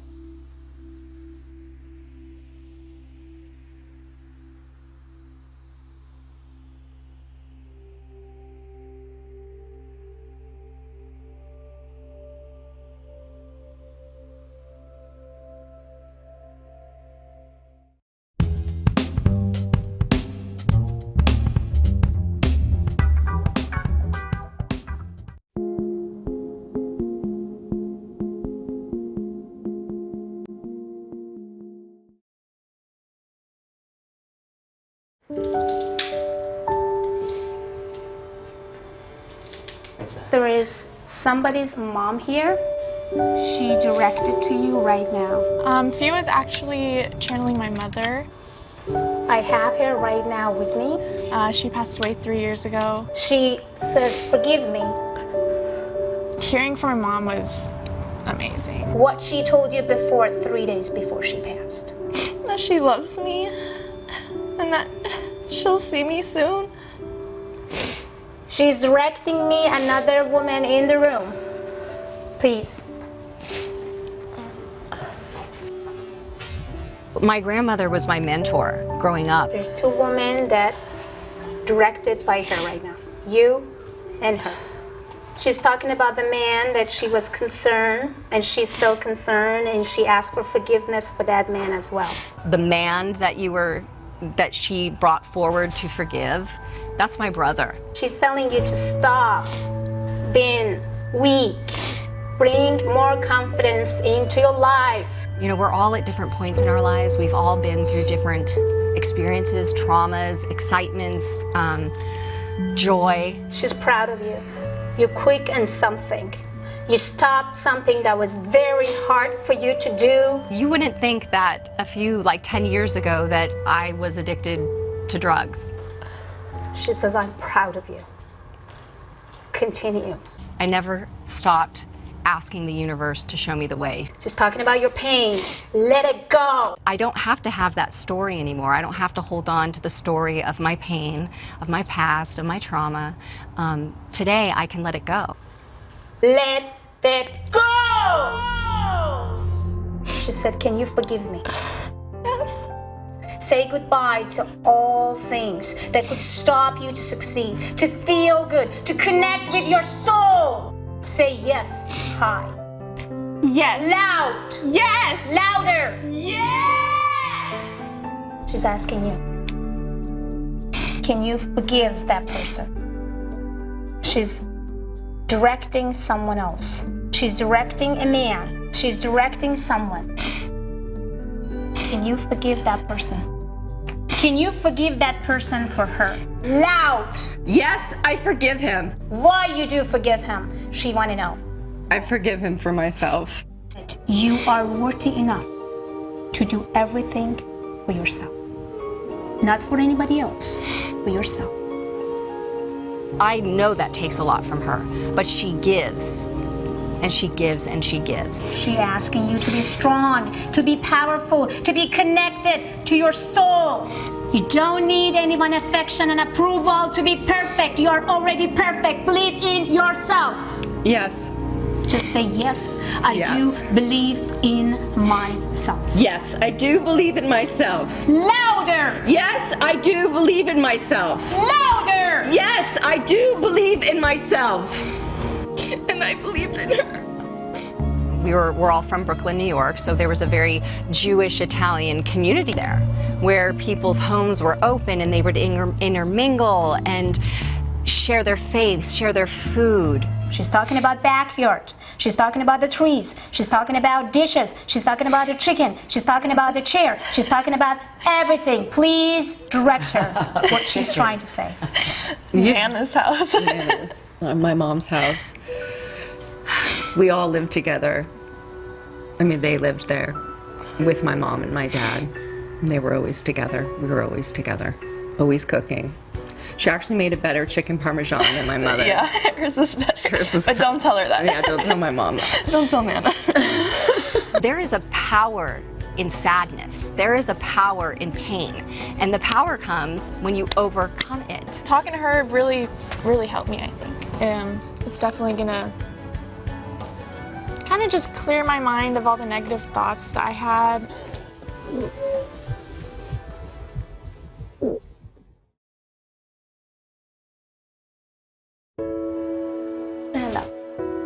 My father, Congressman Ron Dellums, who passed away a year and a half ago, visited FIA. Today was a day to remember Ron Dellums, who in 1970 brought to Congress an anti-war and anti-apartheid stance that was branded as radical and dangerous. Oh my God. He's asking, do you remember my hand? Oh, yeah. Do you remember what I told you? Yeah. Do you remember why I told you? Yeah. Dellums' youngest daughter, Piper, is proud that her father became an early voice against oppression in South Africa, applying pressure that would one day bring an end to apartheid. You said, take my legacy, take my mantle. You're the smartest person I know. Go into the world and heal the land and do it in your way. You know, Ron never gave up. He never became bitter. He loved people. This is not my hand, this is your dad. He wanted you to tell again, louder, louder and clear, what he told you. I'm passing you my mantle, I'm passing you my anointing, and passing it to you. You're the smartest one that I know. Run. There's so much work to be done. Run, run, run and heal the world, and don't stop. Do it in your way. Run, baby girl. Do it in your way. So she spoke into me like a sister, but also like an angel. He said, I saw you when you cried in front of that candle. Why did you cry? She's given me the faith and trust and support that was being given me by my dad before he left. So she's done this beautiful transition of allowing me not to feel the void of his leaving. I don't know where to go when I'm not speaking with you, or I just don't know how to feel safe in the world without you in it. In the area where I don't have a female in my life, because I don't have a relationship with my mother, and I don't have a sister. She has stepped in with the feminine to remind me that I am also loved and purposeful and beautiful and worthy, that I'm valuable. It's not just me that tried to basically sending you messages and changing her. So she changed me in so many ways as well. So our silly song goes this way. We are the key to do more than just let it be. The key to our destiny is in the hands of our humanity. His love is more than a philosophy. 'Cause we are the key. We are the key. We are the but key. diamonds key.